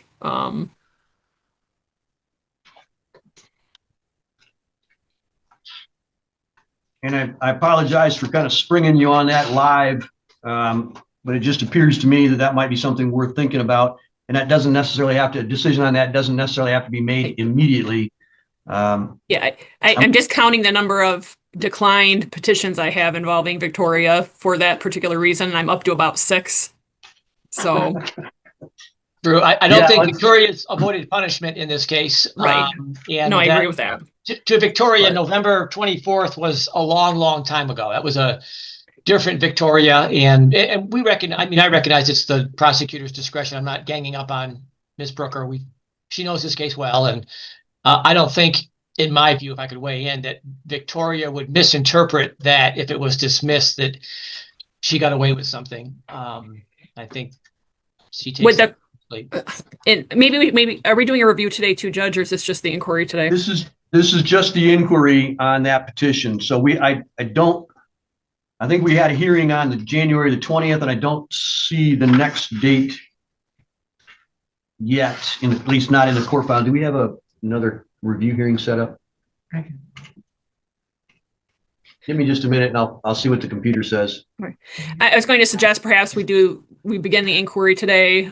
We get it aligned with the next review hearing for our next hearing. We see where she is on that. And then I can make some decisions down the road on it, depending on how she's doing. That sounds pretty good as well. Go ahead, Mr. Delaney. I was just going to say, Victoria's here. She probably wouldn't mind an impromptu review just to see where everything's going, if there's any changes and release dates and things like that. If the court and the personnel are willing to, and Mom's here too, to sort of see where we're at, since she's unfortunately been a regular visitor with our court, she might want an update. Looks like our next review date would be in April, which is a substantial ways down the road yet. I wouldn't mind hearing from Victoria and from Mom and from the Juvenile Department as to how they think she's doing. So, Mom, from your perspective, how is Victoria doing, and what are your thoughts? I've spoke to Victoria. It sounds to me as if she's done some growing up. She's wrote me an apology letter. She's also done some other things that you guys have asked for, some other project documents that she had to write up. She has finished those. I do see a difference with her this time around, rather than when she was at the other facility where she thought it was a lot of games, and I haven't heard any of that. I haven't also went to go visit her. I had made an agreement beforehand that I was going to let her just ride this one out on her own, and let her really think about her actions and how crucial it is for her right now to get it together. and to make some serious decisions. And she has, like I said, wrote an apology letter and has told me that. Now do I know 100% if it's genuine? I don't, and I'm going to find out. But in this time that she has been in there, I've been getting some intense counseling one-on-one on my own, and working with the Women's Resource Center although they don't have parenting there, they have online classes to deal with troubled teens and that are going through what she's going through, so I could learn how to deal with stuff like this. And so yeah, she has sounded a lot better on the phone, though, Your Honor, to be honest with you. Well, I'm glad to hear that. So thank you. And I do appreciate the fact that you're doing some work while she's not at home to prepare for when she does come back home. So I appreciate the parenting classes and the time that you're taking there. Thank you. Victoria, can you give me an update as to how things are going at the center and when you expect to be done with that program there? Your Honor, things are going good. I think I have also done a little bit of growing up just because like at Ottawa, I was more like I'm finally out, and like I was just having like a lot of fun with my friends and stuff, and like I feel like now I just kind of want to go home and like get back into school, and like I have like no desire or intentions on even like I don't even like want to go out of my house, to be honest. I kind of just want to like jump back into school and like just get off probation, to be honest. Do you know when your last day is at the detention center now? In 2 days, Your Honor. Okay, I thought it was pretty quick. Ms. DeFighter or Ms. McCleave, do we have a plan in place for when she does return as to what things she should be doing once she's back here? I know that she's got a bunch of stuff to finish, but is there anything new that we would put in place, or do you want to maybe have a review hearing a couple of weeks down the road once she's back here and maybe starts to get settled to both decide whether we're going to keep prosecution on the new petition and what she needs to do when she's here with mom and getting back in school and getting back into the swing of things? Your Honor, I would say I would like a review hearing in a couple of weeks coming back, as we all know that mom is one of her biggest triggers. She struggles when she is one-on-one with mom for too long. I would also like to add that I have not received any documentations of any of her required court-ordered requirements that are said to be completed. So if those could be either faxed or sent to me via mail, that would be great. So then the probation department can count those off. I will say that I've spoke to Victoria, I believe 3 times, twice since her last review hearing that was on January 20th, and she was disrespectful to me and rude. I did speak to her this morning, and she was a lot better, wanted some answers, knew how to respectfully ask for what to be expected on court or what it looks like when she comes home. So she's starting to communicate better. She did want to know, based on last time when I had asked for a tether to be placed when she arrives home, she wanted to know how long, and I let her know that I asked for 30 days, but Your Honor, you have asked for when you said so. So she wasn't sure with what time frame that was going to look like. So I told her that I would mention it. I told her I would mention it today, so that way we can talk about that. I think when she comes home, it could repeat some of our previous issues with her. I'm hoping that she has learned since being in a secure facility. It's not treatment, it's juvie. All right. I think it would be a good idea for us to have some type of a review hearing fairly quickly after she is returned home. Just because I do know that there have been difficulties in the past, and I want to make sure that things don't spiral out of control before we have a good plan in place. I think I don't want to set anybody up for failure. I want things to go well, and then I want to have a good conversation about, is there a necessity for continued prosecution? Certainly, Victoria has earned the problems that she's gotten herself into, but I also want to give her the opportunity to earn her way out of those problems. So I'd like to think about that a little bit more and give prosecutor and juvenile department a little more opportunity to not be pressured into doing something that I may be perceived as raising inappropriately. So I'm going to do the bare minimum today as far as the inquiry hearing goes. We'll get the requirements out of the way in just a minute. And then Victoria, for your information, we'll have a hearing shortly after you get back here. I don't have my calendar in front of me right now, but we'll get it in as quickly as we can to let you know a little more about what is going to be required of you, how long things are going to be. Some of it isn't going to answer all of your questions, though. I'm probably not going to tell you how long the tether is going to be on. When I did speak with the probation department, that was my response until I say otherwise. And the reason for that is I want you to earn it. If I just tell you that there's a date, you're just going to hide stuff from me until the date comes. So this way, you don't have a date to hide from. Okay, you just got to show me. One of the ways that you're going to show me is that when the juvenile department calls you, or the school talks with you, or Mr. Delaney talks with you, any authority figure talks with you, you are respectful. There's no cause, there's no reason for you to be saying anything other than respectfully to your those adults that are talking with you.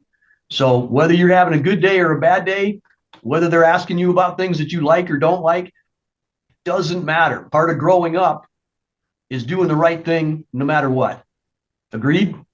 Yes, Your Honor. You know that, so I'll stop preaching. So we're going to get you back here as quickly as we can.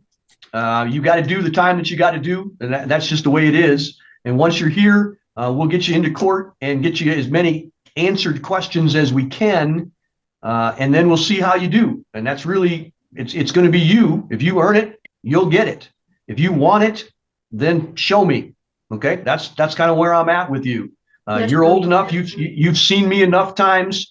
The magic's not in me talking or you talking. It's in what you do, and that's where it's going to be. That's where we're going to leave it. So let me just get through the requirements of the preliminary hearing. So I'll do that right now. Victoria, there is a new petition. It's for an older date, but it's a newer petition that we're going to bring in front of you right now. The charge against you is called domestic violence. It says that you did assault and batter Melissa Ricecroft on or about November 24th of 2025 in Otsego County. That is if you were an adult, that would be called a criminal misdemeanor offense. It would have a maximum penalty of 93 days and or a $500 fine. Because this is a juvenile or a delinquency matter, it does not carry the potential for jail time. However, the court could, just like you are now, put you in detention, could put you in out-of-home placement, could put you on probation, require community service work, and all of the things that you've received so far on probation. All of those options would be available to the court. You have the right to have an attorney represent you. Mr. Delaney would be and is appointed to cover this case for you. You'd have the right to have a trial. That would be a trial before a judge, me, and before a jury if you wish, or you could enter a plea at a future time as well. We're going to get you a copy of that. If you haven't seen a copy of it, once you're back here, we'll send a copy to your attorney. We'll also make a copy of that available to you and to your mom to make sure that you understand what the allegations are against you. So we'll appoint the attorney. We will continue this matter to give you and your attorney an opportunity to discuss the matter once you come back from detention. I think it's more important that you work on the detention, finishing that strong instead of worrying about this. So once you get back, I'll give you an opportunity to speak with Mr. Delaney prior to the next court hearing, and then we'll kind of go from there and set some court dates on this matter if we're going to continue it. I will not authorize the petition at this point. I'm going to give you and your attorney an opportunity to speak with each other about the case once you've gotten back from detention. Mr. Delaney, is there anything else that you'd ask of me to do today?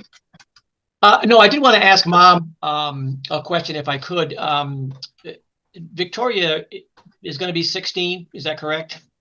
Correct. So is driving the next thing that she's going to ask about, or is that what's going to happen there? Because I like to prepare for that, because if you're not going to let her drive or take the classes and things like that. So has she already turned? She turned 16 on the 26th, and that was a discussion that we recently had because on her 16th birthday, she was getting a car.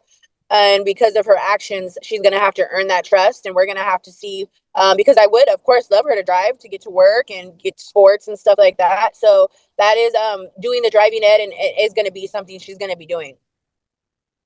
Okay, so at least probation's aware of that. And then just briefly, Judge, the second thing is that Victoria gets to learn Latin today, and that Latin's going to be sua sponte. And what that means, Victoria, is on its own. And the court knows where I'm going with this. The judge on his own today, I mean, I don't communicate with the court outside of court, raised this issue of maybe dismissing that domestic violence case. It may or may not happen, but what I want you to take from that is fairness. That's all you can ask for in life sometimes, Victoria, is that you were treated fairly, and the court just demonstrated that. So never lose sight of that, of how you're treated in this court system. Thank you. Thank you, Mr. Delaney. Ms. Brucker, anything else that you would add at this point? No, Your Honor. All right, Ms. DeFighter, if you could kind of spearhead, get with Ms. Ogrum from court and get a date for a review hearing. And speak with Ms. Brucker and Ms. McCleave about the juvenile case that's pending, the charge of domestic violence charge against her, and have some frank discussions about where we should go from here once she is back. And then I'd like to have that review hearing as quickly as possible upon her return, even if we have to try to squeeze it in someplace relatively short. I just want to make sure that we're not setting Victoria up for failure when she comes home and doesn't know what she's supposed to do and when she's supposed to do it and how she's supposed to do it. I want to make sure that she's got an opportunity to succeed there. Any questions that you have, Ms. DeFighter? No questions, just one comment, please. Go ahead. Melissa, once you pick Victoria up on Thursday, if you just want to bring her right here, we'll get that tether on her. I'll give her back her phone. And then at that point, I should have a date and time for you guys for that review hearing. And then we can plan out what counseling looks like and all the housekeeping things that we need to do from there. Okay. Will do. Thank you. You're welcome. Great. That sounds very good. All right. That'll be all for today. Good luck to you, Victoria. I look forward to hearing from you soon. Thank you, Your Honor. Thank you. All right. Take care. I'm here. Probation Department is also here. We're here today on two things. One is a inquiry hearing on a petition 25-4, and the second is a review hearing. As to the petition reads as follows. It says that on or about November 24th of 2025, within Otsego County, that Victoria did commit the offense of domestic violence in that she did assault and batter Melissa Ricetroff, a resident or former resident of her household. If this were a criminal case, it would be a misdemeanor with a maximum penalty of 93 days and or a $500 fine. Because we are in family court, it is not a criminal matter, it is a family matter. The consequences in family court can include probation, which includes community service, letters, in-home and out-of-home service programs, counseling, school requirements. I could remove you from the home. I could place you in out-of-home placement, place you in detention, and send you to things like the mid-course correction camp and or the recommendation, which in this case is the Sioux Tribe Youth Facility. Those are all the consequences that I could do in this particular case. The rights that you have include the right to have a hearing on that petition. At that hearing, you could have a trial by a judge or by a jury. You have the right to have your attorney represent you at that hearing. You have the right to seek placement with your mother, and you can admit or deny the allegations made against you. Mr. Delaney, how does your client wish to proceed today? At the last hearing, we were looking at what the prosecutor wanted to do about this case, and I haven't heard from the prosecutor, but I've worked that up for a long time. I anticipate that their position today would be, if they could confirm, admit to the charge, and that's the only offer that they would be making. That's correct, David. Okay. And I think that Victoria will admit to that unless she tells me that this never happened, because to us, November was a long time ago. She's been through a lot of detention since then. If this happened yesterday, I think that would get the court's attention immediately. And so I think that Victoria would admit to that. Do you remember this offense back on November 24th? I do know. Okay, was that around Thanksgiving? Does anybody know the time? It was. Does that help you understand that? Yeah. Okay, and so she's had a lot of altercations with her mom. So if the court could just indicate if we know what exactly happened, I think she'd admit to that.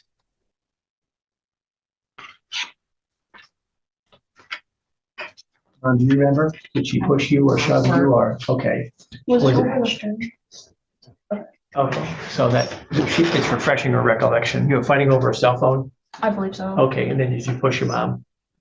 Okay, the court will have to ask you the questions directly, but that, I have a copy of the case report from the Sheriff's Department. She'd like to read it to help refresh her recollection. you think you need to read, or do you remember now? I remember now. Okay. All right. Victoria, you've heard what your attorney has said. Is it your intention to enter a plea to this charge today? Admit to it. Yes, Your Honor. All right. You understand the rights that I've read to you? Yes, Your Honor. You understand that if you wanted to, the court would have a hearing where the burden of proof would remain with the prosecutor's office. They would have to bring in evidence to show all of that happened. You would not have to admit to it if you did not want to. Do you understand that? Yes, Your Honor. You have your right to have your attorney represent you. He's going to continue to represent you today, but you'd be giving up your right to have him cross-examine witnesses and make arguments on your behalf at that trial to say that you were not responsible. Do you understand that? Yes, Your Honor. Understanding all of that, do you still wish to enter a plea today? Yes, Your All Honor. right, I'm going to have you raise your right hand so I can swear you in. Do you swear to tell the truth, the whole truth, and nothing but the truth, so help you God? Yes, Your All Honor. right, go ahead and put your hand down. Has anybody promised you anything to get you to enter this, to make an admission today? No, Your Honor. Has anybody threatened you in any way to get you to make an admission today? No, Your Honor. Are you doing this of your own free choice and free will? Yes, Your Honor. The allegation is that you assaulted and battered. That is, you hit or hurt or pushed or shoved or made your mother believe that you were going to do any of those things on or about November the 24th of 2025. What happened? Your Honor, that was a minute ago. We were probably wrestling over my phone, and I might have touched her, and if I believe that is what happened actually, but Police report says that Melissa told the police that Victoria assaulted her because she took her phone from her. Is that true? yes, Your Honor. That you also were insulting and fighting with your sister. Your mom tried to take the phone from you several times, and which led to Victoria pushing Melissa out of the door. Is all of that true? Like my mom, Melissa, or my little sister, Melissa. Which led to Victoria pushing Melissa out the door, and that Victoria kept coming at Melissa, and that you then assaulted your mom. Is Melissa your sister's name also? Yeah. I did not know that. I believe Okay. the report's referring to her mother, Melissa. Right, and okay, it has- yes. They pushed mom out the door. Yeah. Yes, Your Honor. All right. Either counsel have any additional factual basis questions? No, Your Honor. No, thank you. Either counsel aware of any other promises, threats, or inducements not stated on the record? No, Your Honor. Will counsel believe I complied with the court rule as to plea taking? Yes, Your Honor. Yes.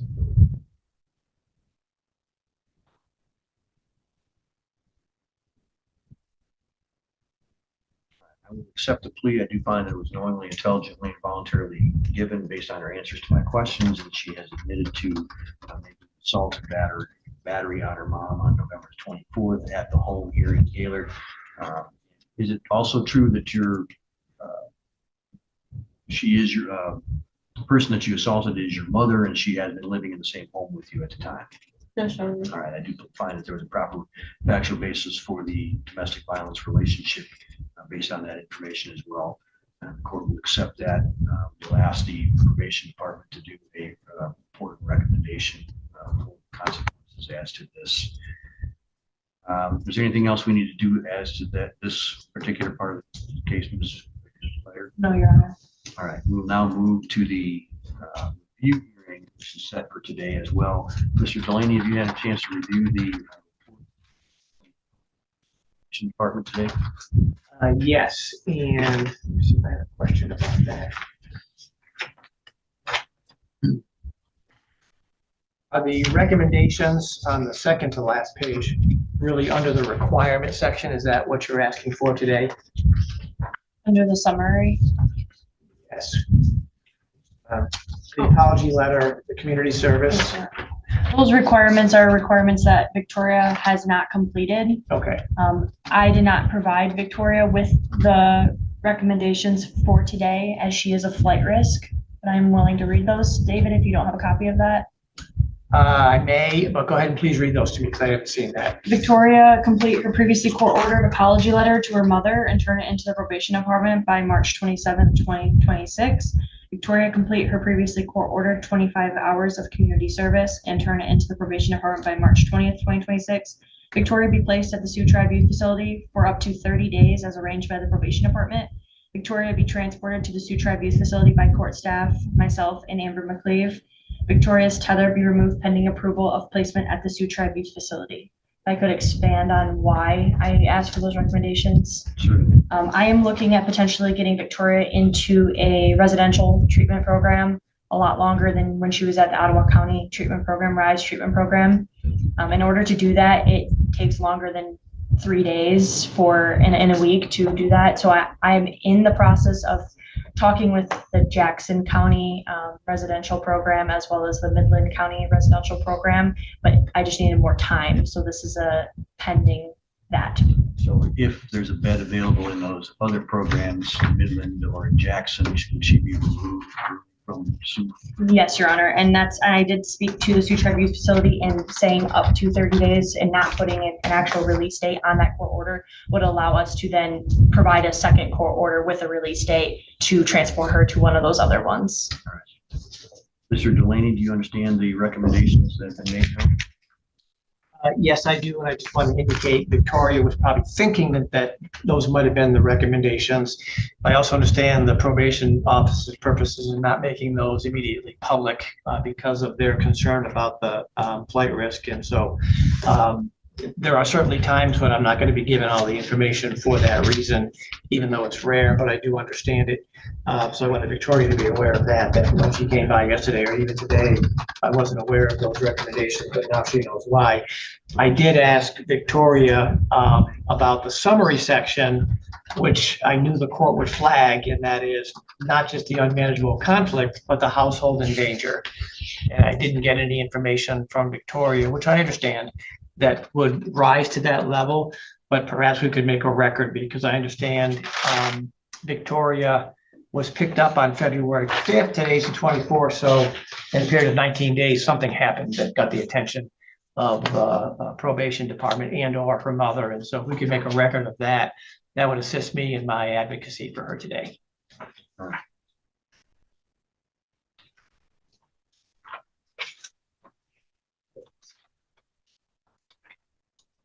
Ms. Definer, specifically in the part of your report indicating progress since the incident, and so it would be page, you can see where that one. Yes, Your Honor. Would you go over the basis for your recommendations in those factual determinations, where you got the information from and why you phrased things the way that you did? Yes, Your Honor. Melissa has been in close contact with me previously since Victoria has been released. Melissa reports that Victoria will steal her phone charger. By her, I mean Melissa's phone charger, until Melissa's battery is dead. Melissa added that Victoria's volume is very loud in the home, and now that the other children in the home have to wear earmuffs and headphones because their heads hurt. Melissa added that they have headaches every day and sometimes miss school based on that. I did try to drug test Victoria twice, but she declined getting out of the car the first time. The second time she did not report. Melissa reported on February 17th that Victoria came at Melissa with a shovel in the middle of the street as Melissa was attempting to exit her driveway. At this point, Melissa added that Victoria is dangerous and she does not feel safe in the home with Victoria. On the previous page, under heading progress since the incident, second paragraph down, it makes there's a sentence that says Victoria obtained a cell phone days after hers was confiscated by the probation department, deliberately violating this court order. What information do you have about that? So we collected her phone prior to her. I would like to say that was when she exited the lion's den, or maybe it was prior to her entering the Lion's Den. We had collected her phone from her, and she had obtained a second phone days after we had collected that from the school. The progress since incident is her entire case, so spelling out what we've done when she first came to probation up until this point. Was it communicated to her that she was to not have a cell phone? Yes, Your Honor. It was in the court order that she's to not use, possessed anybody else's cell phone devices for that period of 30 days. There's also a mention of Victoria refusing to ride the school bus and having friends over when her mom is at work. Where did you get that information from? I got that information from Melissa. Victoria is on strict house arrest, and she was instructed to ride the school bus, the Gaylord school bus, home after school, to and from after school. Victoria tends to stay after or refuse to ride that school bus home, and Melissa has to go pick her up. Melissa stated that when she's at work on the weekends, Victoria has friends over, and she has to either leave work or call to have those friends leave. Victoria was outlined in her tether agreement, or strict house arrest tether agreement, that she was not allowed to go anywhere, nor were friends allowed to come over as well. Melissa did state, I believe it was yesterday, that Victoria has a whole plan for her birthday this Thursday and having friends come over, knowing that she is on that tether. I would also like to add that Victoria's tether is dead right now because she refuses to charge it when she's supposed to. Okay. Mr. Delaney, do you have any questions for the probation officer? I do not, and I wanted to provide some more information to the court, sort of unrelated to this, so the court can, and the officers in probation can digest this.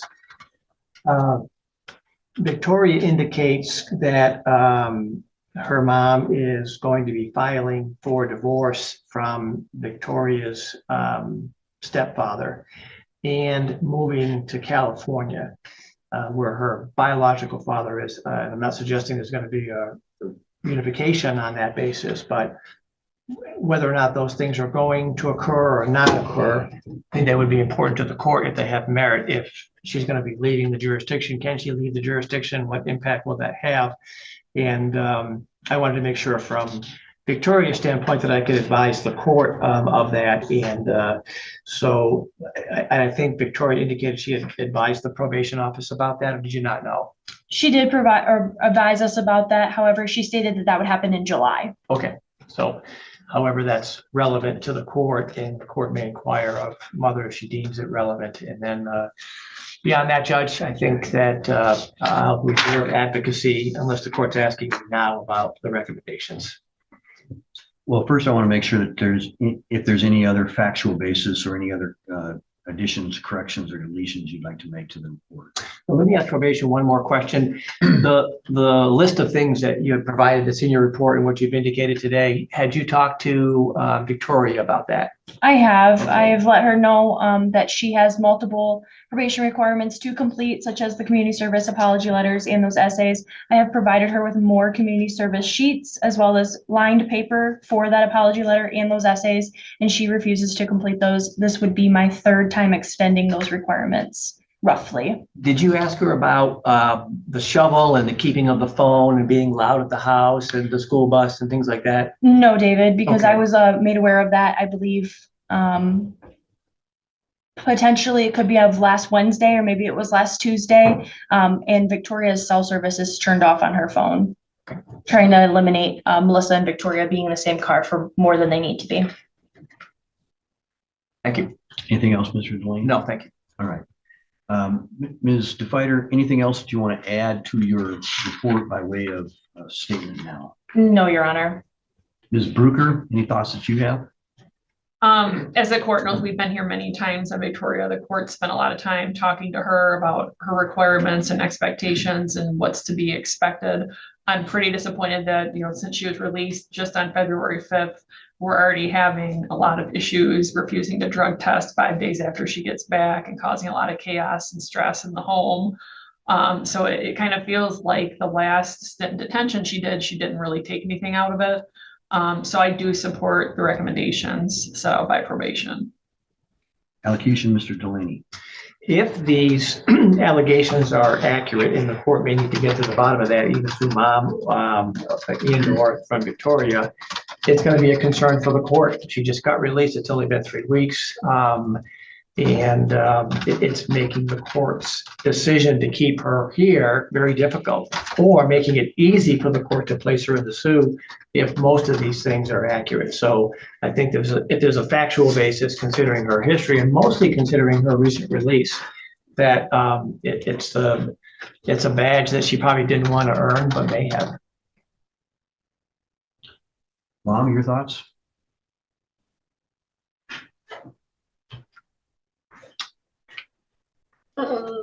It was really hard at first. Well, she came home and there was a lot going on.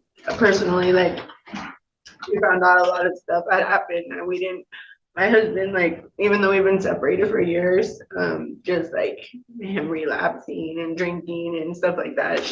We found out there's a lot going on for right when she came home. And then her behavior, I'm not gonna lie, it was bad for days. A lot of that is true. My other kids and I was having to I had made it clear when they put the tether on, I'll give it a try, but as soon as she starts making us feel like we're in a situation where my kids or my other kids are not safe, that's where I have to draw the line, because I can't continue to allow that. And when it's affecting the other kids. And so she was really bad for a week. And over the time, whether I don't know if she's seen how serious I was, because I called Riley and told her, because I'm just not allowing it anymore. I just can't do it for my other kids. And so, and I've tried everything. So it's you're really giving me not many options, Victoria. And so I think she's seen I was so serious, just how I was totally just avoiding her. We weren't talking. She wasn't getting her way.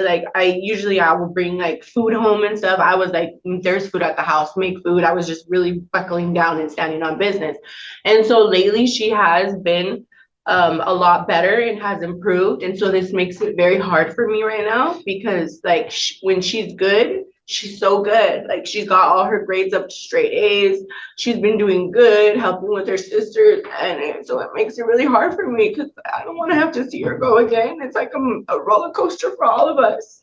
And so, but I also have to I want her to learn that there's, the moral of this is so she could be held accountable and so she could change her ways. And so I was completely transparent with her. I told her everything I told Riley, and I explained to her why.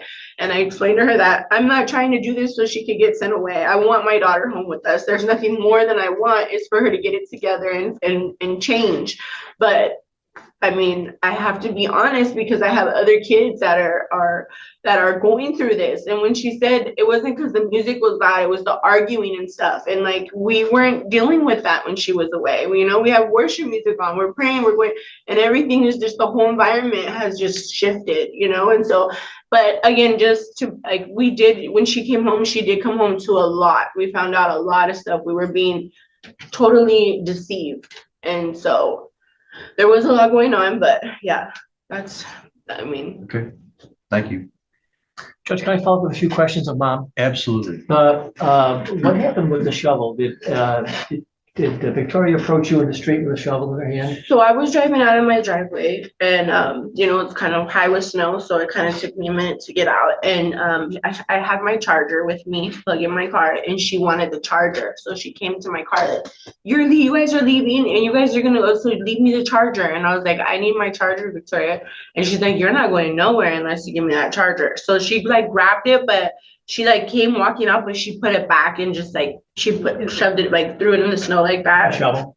Yeah. And then she just came in, and at that point, when I seen that, I just, to avoid all that, because my neighbor is passing by too right here. So I just gave her the charger and left. All right. And then just a question, your husband is in Georgia right now, is that correct? Mm-hmm. Okay. Does he plan to return to the home, or you don't know? He doesn't live with us. Okay. Yeah. He hasn't lived with us for years. Okay. I meant,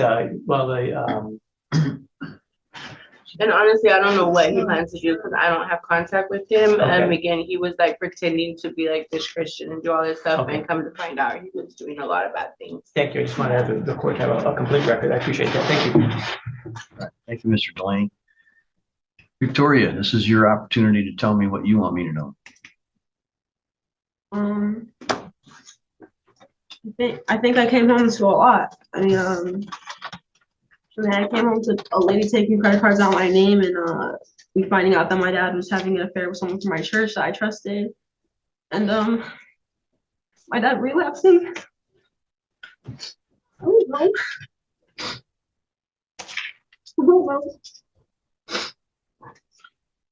You talked with your counselor about that?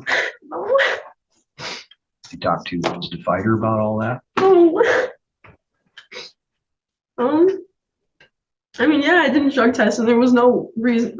That was fully me. I don't do anything. I could have just drug tested. I don't even know. I don't know what to say.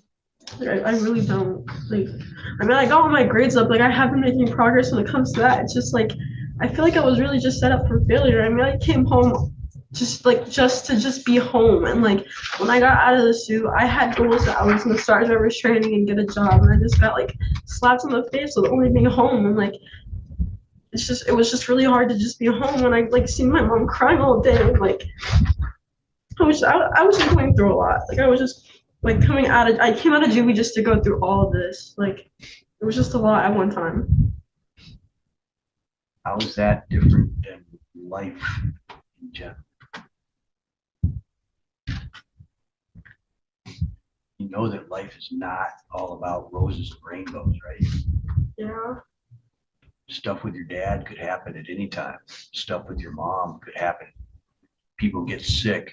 Cancer happens. Car accidents happen. Divorce happens. It's not fun, but everybody goes through it. How is this different than what every other kid in the high school goes through?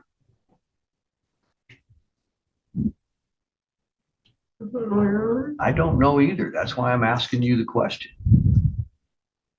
I'm not here saying it's good. I agree with you. You went through some bad stuff. I don't have a problem with that. It's just you guys just don't understand. It was like if you could even ask my mom, like when we would go to church, you would see my dad praying over all these people, and he's like, I would have never even thought he was relapsing or doing anything bad. Like I literally, like that was the best I've ever seen him. So it was just hard, and seeing my little sister even like it just really affected my little sisters too. Like I don't know. I'm not saying that like that excuses my actions. I'm just saying I was really going through a hard time. Like I just came out of detention and I had all these community service things. I had to get all my grades up. Like it's hard. Yep. I don't have any reason to disbelieve you.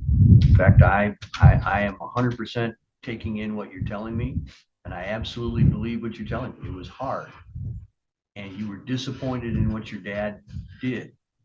And it hurt to have him do those things to you. Don't minimize any of that. But my question to you is still the same.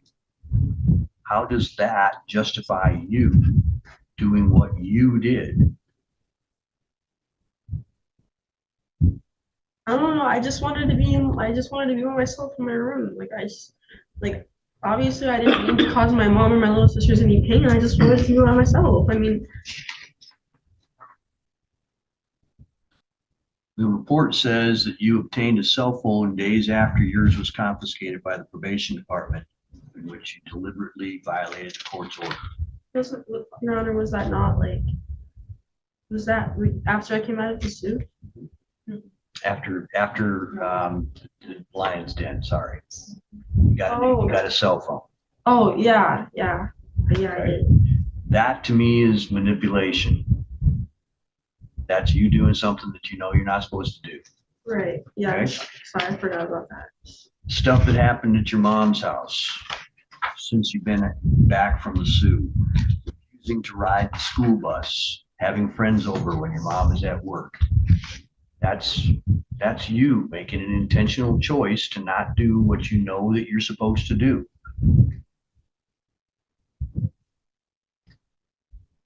The report says continuing to be volatile and disrespectful towards your mom. refusing to allow your sister you share a room with to sleep in her own bed, dragging her by her hair to remove her.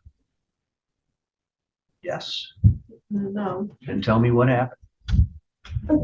Okay, so every weekend I'm the one that's watching my little sisters, cooking for them, cleaning the whole house, and I think I just got to the point where I just wanted to be in my room, and it's not that I just dragged her out of her room, like it's our room, but I think like we had gotten into a little tussle, and to you guys it might seem like that's very like it's extreme, but to me, to my family it's not. Like me and my little sister we're only 3 years apart, we're fighting all the time, but it's not like I just dragged her, like she dragged me too, like trust me, like we just get into fights.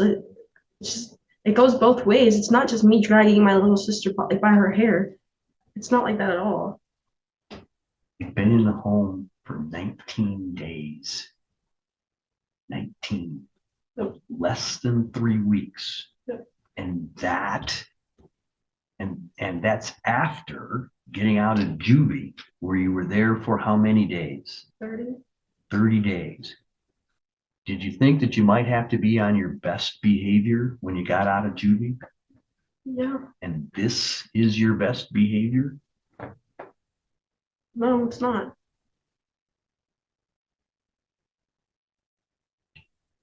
The report goes on to say that Victoria steals Melissa's phone charger and locks herself in her room until the phone battery is dead.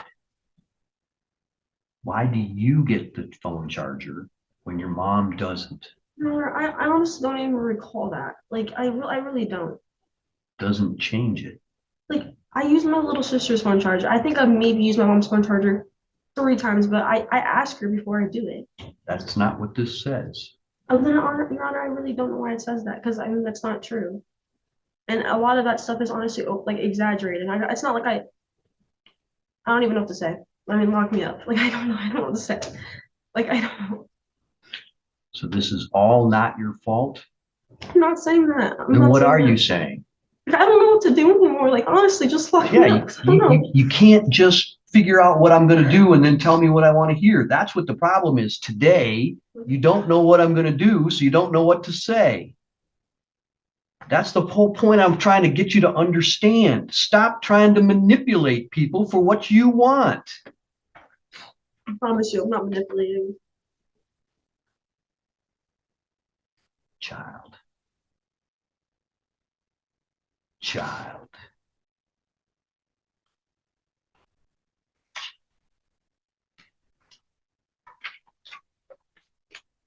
This page in the report where it talks about all the things that you did that your mother just got done talking about. You know what I wrote in the margin? Bully.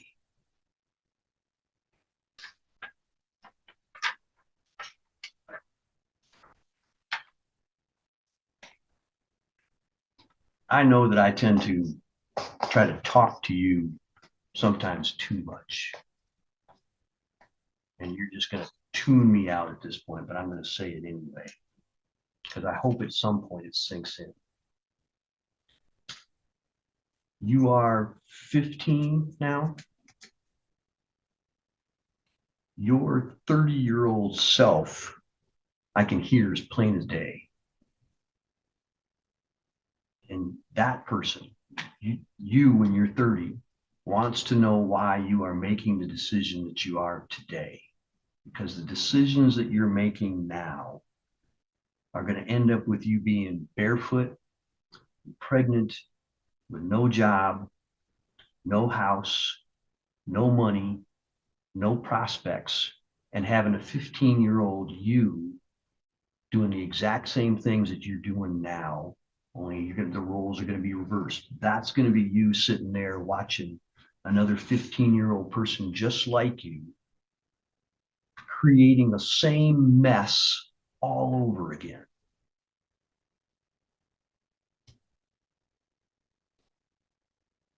You have got to be one of the smartest people that I know. You have the ability to charm people. You have the ability to be the life of the party. You have the ability to do things with your life that could be spectacular. But you can't get past whatever it is, anger, I don't know what it is. If I knew, I'd figure out how to get it out, but I can't, and you won't.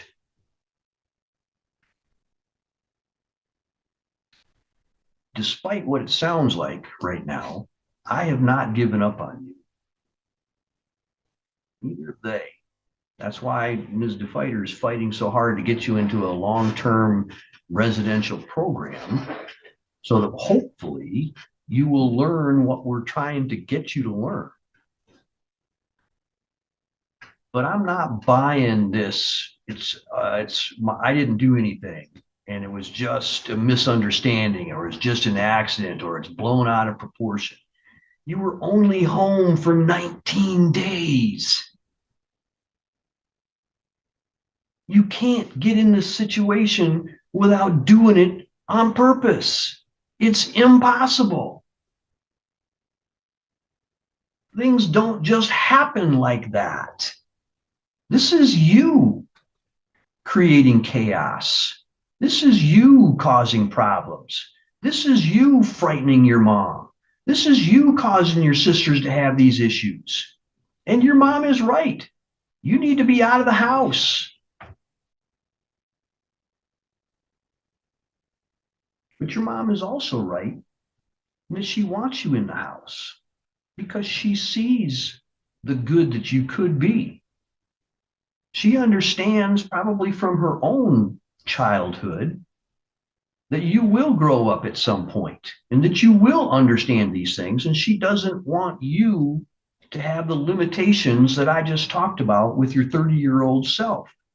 She doesn't want you to be limited in many respects. I'm going to say it, and she's probably not going to like it, that she feels right now. She feels limited by the choices that she made when she was your age. That's why she talks to you the way she talks to you. That's why she tries to get you to do the things now so you don't make the same mistakes that she made. That's why everybody's working so hard to get you to see things differently.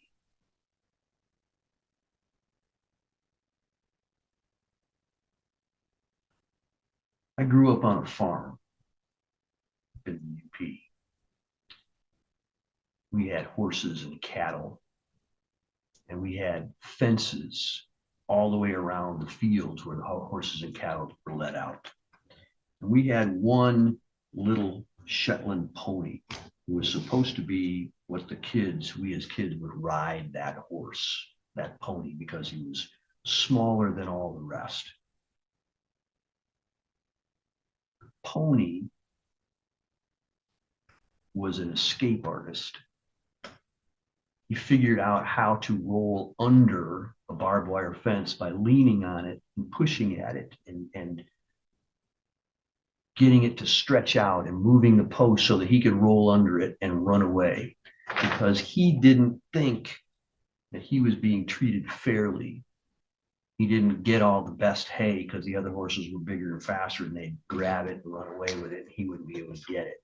He didn't get to be first in all of the races that they had. He didn't get to the water hole first. He didn't get curried first because he was shorter and smaller, and he didn't like it. He didn't like being ridden by us. Guess what happened to the pony?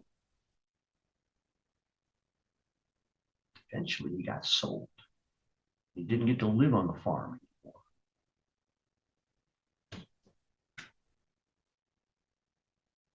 The fences weren't there to hurt him.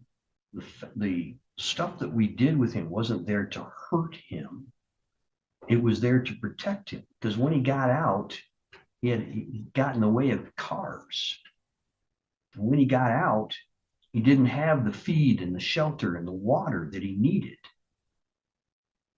He had his freedom, if you want to call it that, but he was trapped. He didn't know where to go. But he's out running around. He's free. You understand what I'm saying to you? Yeah, sure. Fences aren't there designed to stop you from having fun. They're not there designed to hurt you. They're designed to protect you. The things that we do in this court are those fences. We want you to understand where the boundaries are, where the limits of where you're supposed to go are. Not so that you are stunted, not so that you are held back, but so that you are protected while you're learning and growing until you can understand what the rest of us understand.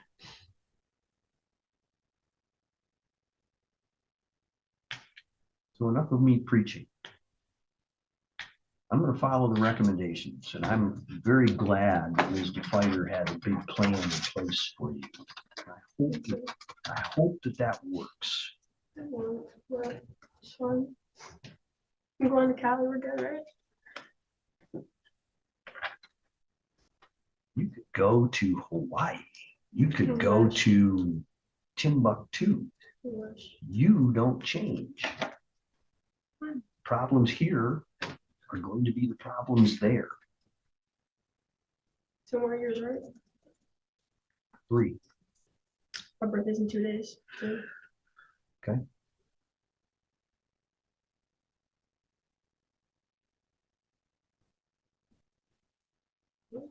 Thanks.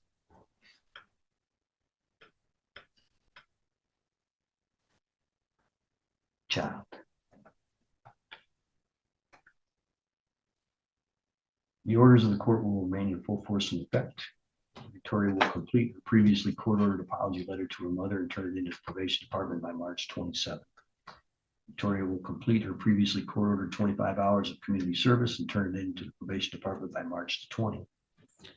Victoria will be placed at the Sioux Tribe's youth facility for up to 30 days as arranged by the probation department. Victoria will be transported to the Sioux Tribe youth facility by the court staff, Ms. DeFighter and Ms. McCleve. And Victoria's tether will be removed no sooner than her requirement for her placement at the Sioux Tribe youth facility. Victoria will follow the requirements of her tether until it is removed. When is the transportation likely to take place? As soon as we can get the court order stating that she's placed. Okay, so she's going back there until. Yes, Your Honor. Any questions, Mr. Delaney? And then when the 30 days are up, or during that 30 days, you're looking for alternate placement? Yes. Okay. And any idea what, I'm sure Victoria's going to ask me that, what that would be? What do you predict? Time length? Yes. Roughly 6 months to a year. Okay. And location? I said earlier, potentially Midland or Jackson. Okay. Those are just some couple places that I'm looking at right now.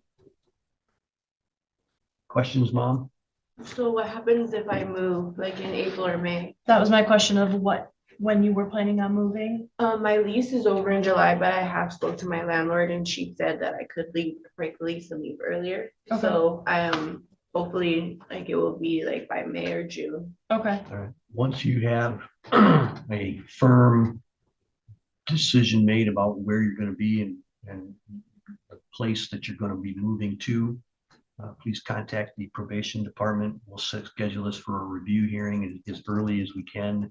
Prior to that occurring, then we'll make decisions about what happens at that time. Okay. Victoria, any questions?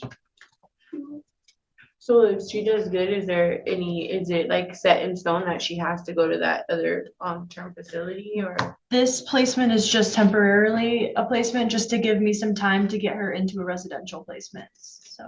So the residential is like 100%. That's my plan. Make any like changes or improvements to like.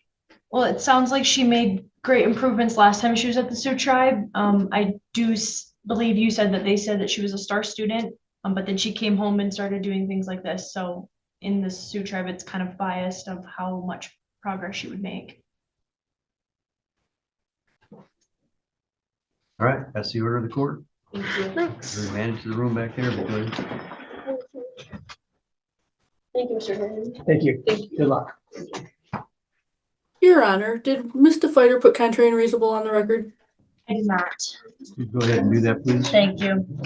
It is contrary to Victoria's welfare to remain in the home as Victoria continues to participate in delinquent behavior, refuses to follow probation rules set forth rules set forth by her mother, uses vulgar language towards others, use illegal substances, and leave her home without permission. These actions leave her in the community unsupervised, at risk of educational failure, physical harm, and more severe future incarcerations. Reasonable efforts were made to prevent the removal of Victoria from the home, and they include intensive probation, community service, counseling referrals, counseling, anger management counseling, EDGE, art therapy, electronic device restrictions, random drug screenings, school monitoring, multiple essays, and apology letters, respect and problem-solving packets, police involvement, and tether placement. Court adopts those as its own order. Thank you very much. That's all for today. Thank you. Just arrived. Thank you. I do see Victoria. I see her mother. I do see juvenile department is here. Looks like we have everybody. This is set for a review hearing. I have reviewed the report from Ms. DeFighter. Ms. DeFighter, is there anything else that you want to add to that, please? No, Your Honor. Thank you. Mr. Delaney, have you received a copy of that report? I have, yes. Victoria, have you seen a copy of that report? I have not, Your Honor. All right, Mr. Delaney, do you want to have a minute to talk with her about that in a breakout room? Your Honor, if I could, I went over the report on Thursday with Victoria in person.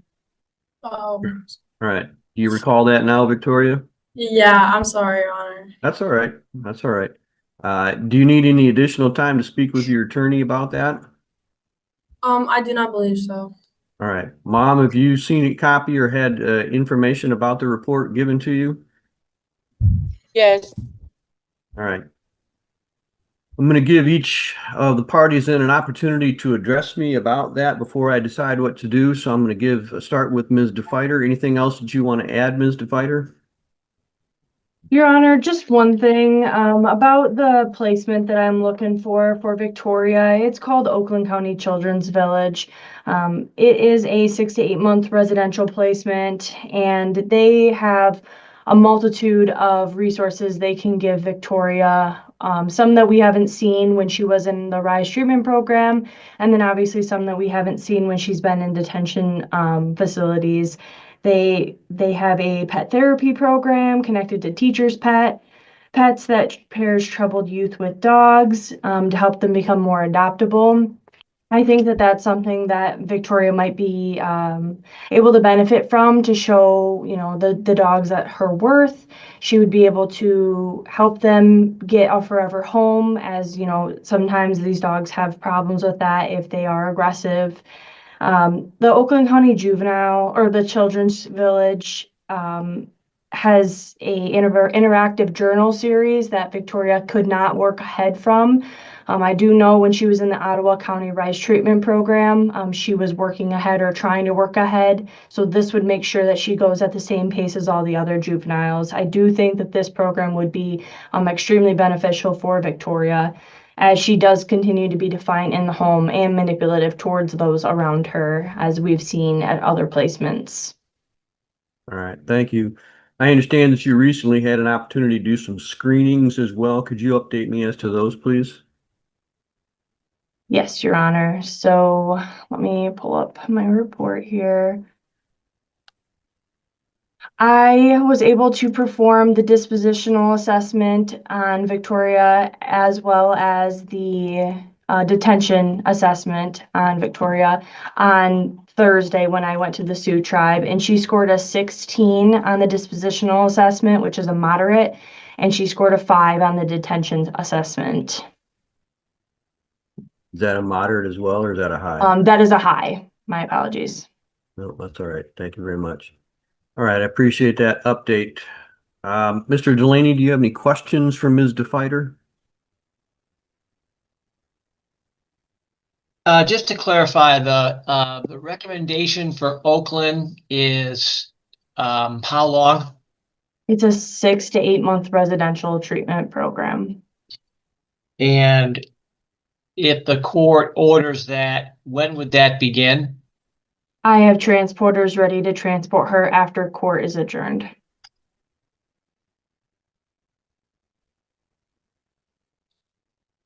The The 6 to 8 months, is that because Oakland will be giving you updates if she's placed there, and she could be there less than 6, longer than 8, or what do you know about the program?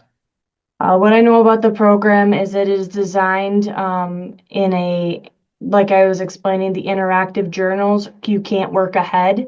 So it determines if the youth wants to, get better and get out of the program, then they follow those whole journals. If they aren't doing what they need to do, if they're not being interactive in these journals, they're being defiant, they have to keep getting moved to the detention side, then it's going to take longer than 6 months to get the program completed. If they do well, really well, is it 6 months anyway? To my knowledge, I believe it's 6 months. I'm not sure. I'm sure that they can give us more of an update once Victoria gets down there of how she does and if she's taking the program seriously or not. All right, thank you. All right, thank you very much. Mr. Delaney, do you have any comments that you wish to make? Candidly, I think that the court has a fair assessment and view of Victoria and her history. Victoria has on occasions multiple times been defiant, but also the court's been fair with her. She's had some points where we thought she was going to be doing well, and there was a point in which the court thought he'd be getting off probation. Things were going really well.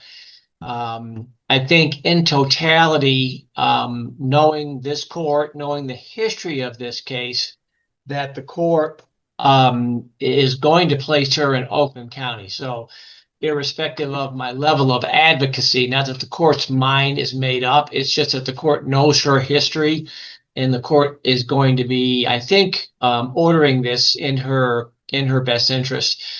I do want to indicate that Victoria's family is moving to California. I think mom will tell the court that.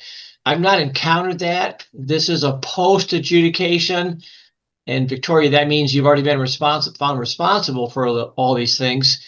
And it's a placement issue where I believe it's if the person hasn't been found responsible yet, the court can move the case to the county where the offense allegedly occurred. I think that's the rule. I haven't looked at it. I know we're coming back in a week, Judge. And so if the court wants me to review that, I will. But I believe they're going to California, and mom will tell you that probably in early May. And she's kind of confirming that. But those are two different issues. So I'm just going to focus on Oakland at this point. And I think that the court is going to order that because it believes that's what's in Victoria's best interest. Thank you. Thank you, Mr. Delaney. And I would be happy to receive some research from you on that issue if you'd like to do that. I believe you're correct. That's my understanding as I sit here right now as well. But I'm always open to research and new knowledge. So if you want to, go ahead and do that. Okay. All right. Mom, your thoughts? Did you get a chance to read my letter? I went through it with my staff. Yes. Okay. So, again, we're in the process of moving. Victoria, her dad was supposed to be here. I don't know if he's attempting to get on the Zoom as well. Victoria, I've already reached out to her tribe, her tribal office. Victoria comes from a very big tribe in California, which has already reassured me there's lots of resources for her in the tribe to work with her and a lot of programs that her father and I both have are going to get her involved in. They've also, there's just a lot of things like I wanted to bring up. There's hasn't been a lot of communication and corresponding. There was court on the 14th and it was canceled. I wasn't even notified. I took off work. Riley going to visit Victoria. There's not any communication as far as her progress to talk about the good things that Victoria has done. It's always been, none of that has been mentioned. There's a lot of things that she needs to get to the doctor's office. She's missed doctor's appointments and I've had to reschedule them about getting her medication evaluated and getting that taken care of, because moving to California, it's going to take months to get her seen. Like, and I feel that Victoria needs to, she has no, if I move to California, she's not going to have any support out here, no one to come and visit her. This is supposed to be something that we're working, not to punish her. There was no cop called on any of occasion. She came home to a very bad situation. And all around, I've been doing counseling and already on my 9th week. I mean, let's talk about Victoria's progression, how when I call the facility that she's at, how they say that she's a remarkable, outstanding, hasn't given them any problems, any issues, getting straight A's, you know. There's a lot of things that I could elaborate on with her probation officer. I just feel like this is a very personal issue. When I'm in the room to go talk with them both, it's just like very unprofessional. Like them both. And I know Victoria needs to respect her because she's an elder and her title, but it also goes both ways. It's supposed to be from wanting to reach and have compassion for these teenagers that are going through life struggles and are going to have rocky past. They're going to have attitudes and have stuff, but we're not supposed to punish them. We're supposed to be there to help them get through it. So I want to make sure that this is the best interest for my child, not because out of anger or because Victoria has said some things about her younger sister and it's personal. Victoria shares a lot to me, and Victoria doesn't feel that that she's trying to help her in her best interest. Now, Riley was very new to our case, a brand new probation officer. So I always hear, I'm not sure, I don't know. This is new to me. I've never had this case before. So it's very questionable to me. And, you know, if I have to get a lawyer or have her tribe help out, because they're always willing to help their welfare of their people. Anything else? No, sir. Thank you. I see that Ms. Bruker is with us. Ms. Bruker, from the prosecution standpoint, anything that you want to add? I apologize for being late, Judge. I have reviewed Riley's report. I don't have very much to add to that that's not already in the report. I know we've spent a lot of time at other hearings. We have praised Victoria many times at other hearings. We all know she's very smart. We all know she does very well when she's in placement. But the question has always been what happens once she gets home from placement. Thank you very much. Victoria, what is it you want to tell me? Your Honor, to be honest, I don't know what I would do if my mom was across the country and I was left in Michigan. I mean, my mom's right. I mean, I wouldn't have any support. And when I go to California, Your Honor, I'm not just expecting to get off probation. That's not what I expect. I mean, I know I'm going to be on probation when I go out there too. It's just like I don't think that's going to help me. Like, I'm going to be all alone. Anything else that you want me to know, Victoria? No, Your Honor. How are you doing at the Sioux tribe right now? I'm doing good. What are you working on? I'm trying to get as much credit for school as I can. Okay. Other than school, are you working on any of the issues that brought you to where you're at? Any of the defiance, any of the violent behaviors, any of the anger management, any of those kinds of things? Well, this is a juvie, so we don't really get, like, it's not like a residential, so I don't really like do a lot of talking, or like I don't really know what you mean by that, to be honest, Your Honor, but I do a lot of thinking and I definitely want to change my ways when I go home. But I do have therapy with Jeanette. And we talk about, I think it's like once every week, and we've continued with that. What Hey, do Judge, you can I think say that you something? need the most to have this never happen again? I'm sorry, Your Honor. What do you think that you need the most in order for this problem, this being in juvenile detention, to never happen again? To be honest, Your Honor, when I went home, it was only me going to therapy, and I think me and my mom both need to go to therapy.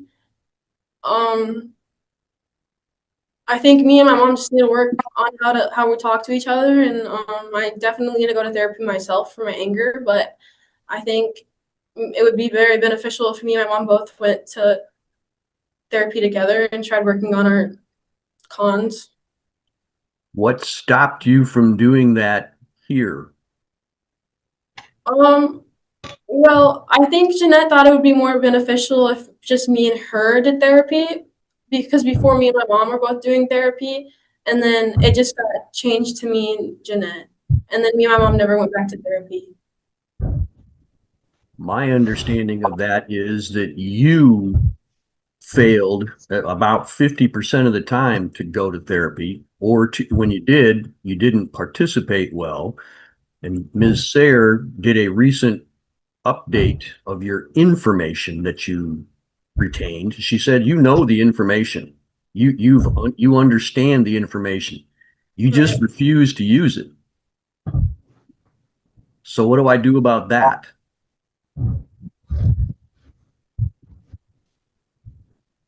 I don't know, Your Honor. I know I have things to work on, but I mean, I really, I don't know. I know I have things to work on. I think if me and my mom both went to therapy together, it would benefit us. When we released you to your mom from juvenile last time, Right. you caught another domestic violence charge against her as the victim. And you absolutely terrorized the two young children in your home to the extent that your mother said that she was intimidated and afraid of you, as were the other children. How am I supposed to put you back in that same home when you've already done that? Your Honor, things were so blown out of proportion. Like, I'm sure my mom could advocate that. Like, things were very blown out of proportion. Like, I mean, that's my family. I'm gonna have to go back to my family. You're right, you are. But I'm not going to put you back there until you can control your behavior. And Your Honor, that's why I'm trying to go to therapy with my mom, so we could both know how to talk to each other better. I mean, you had that chance. You had more than enough times to do that.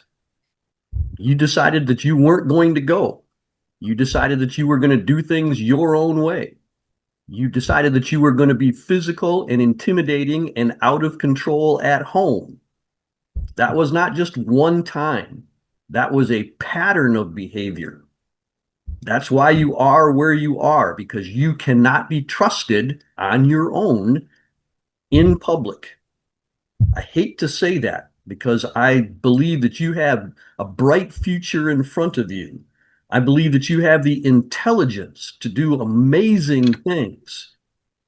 But you are a 4-year-old child inside who wants what she wants, when she wants it, and how she wants it, and is not afraid to hurt people around her in order to get it. And I will not have that 4-year-old child ruin your life.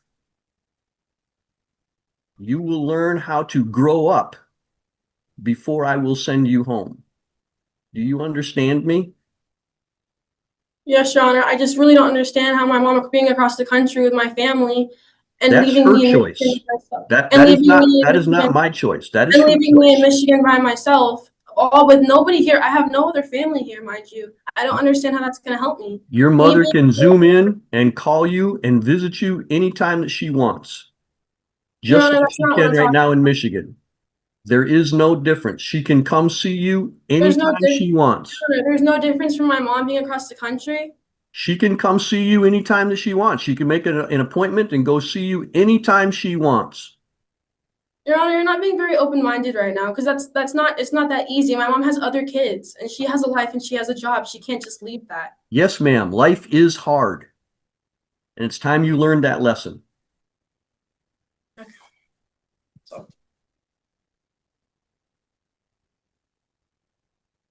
Anything else that you want to tell me, Victoria? No, Your Honor.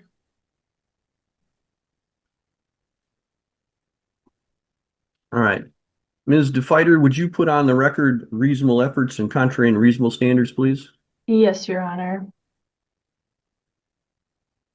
It is contrary to Victoria's welfare to remain in the home as Victoria continues to participate in delinquent behavior, refuses to follow probation rules and rules set forth by her mother, uses vulgar language towards others, uses illegal substances, and leaves her home without permission. These actions leave her in the community unsupervised, at risk of educational failure, physical harm, and more severe future incarcerations.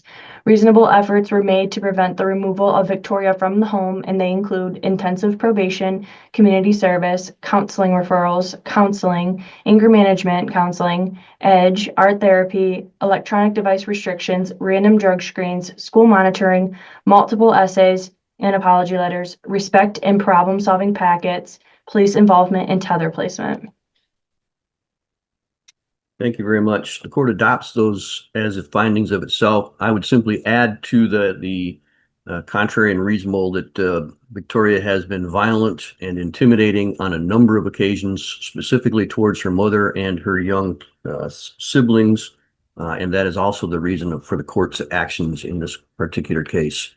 The court will follow the recommendations, including that all prior orders and will remain in full force and effect. Victoria will be released from the Sioux Tribe Youth Facility on today's date to be transported by Ed and Donna Thoma. She will then be placed at the Oakland County Children's Village on today's date, and she will remain there until she successfully completes that program. And that transportation will again be done by Ed and Donna Thoma. The Children's Village staff or any other residential facility staff are given permission to move Victoria to a facility of greater physical restrictive placement, including secure placement for up to 14 days without requesting a review hearing. I look forward to receiving good reports from you, Victoria, of your behavior and your learning at the... We both know that's not going to happen. You are a very stuck-up man. You are a very stuck-up man. Victoria, please. Victoria, please. Victoria, don't say nothing. It is my sincere belief, Victoria, that the 4-year-old doesn't continue to win. You are remanded to Oakland County. That will conclude today's hearing.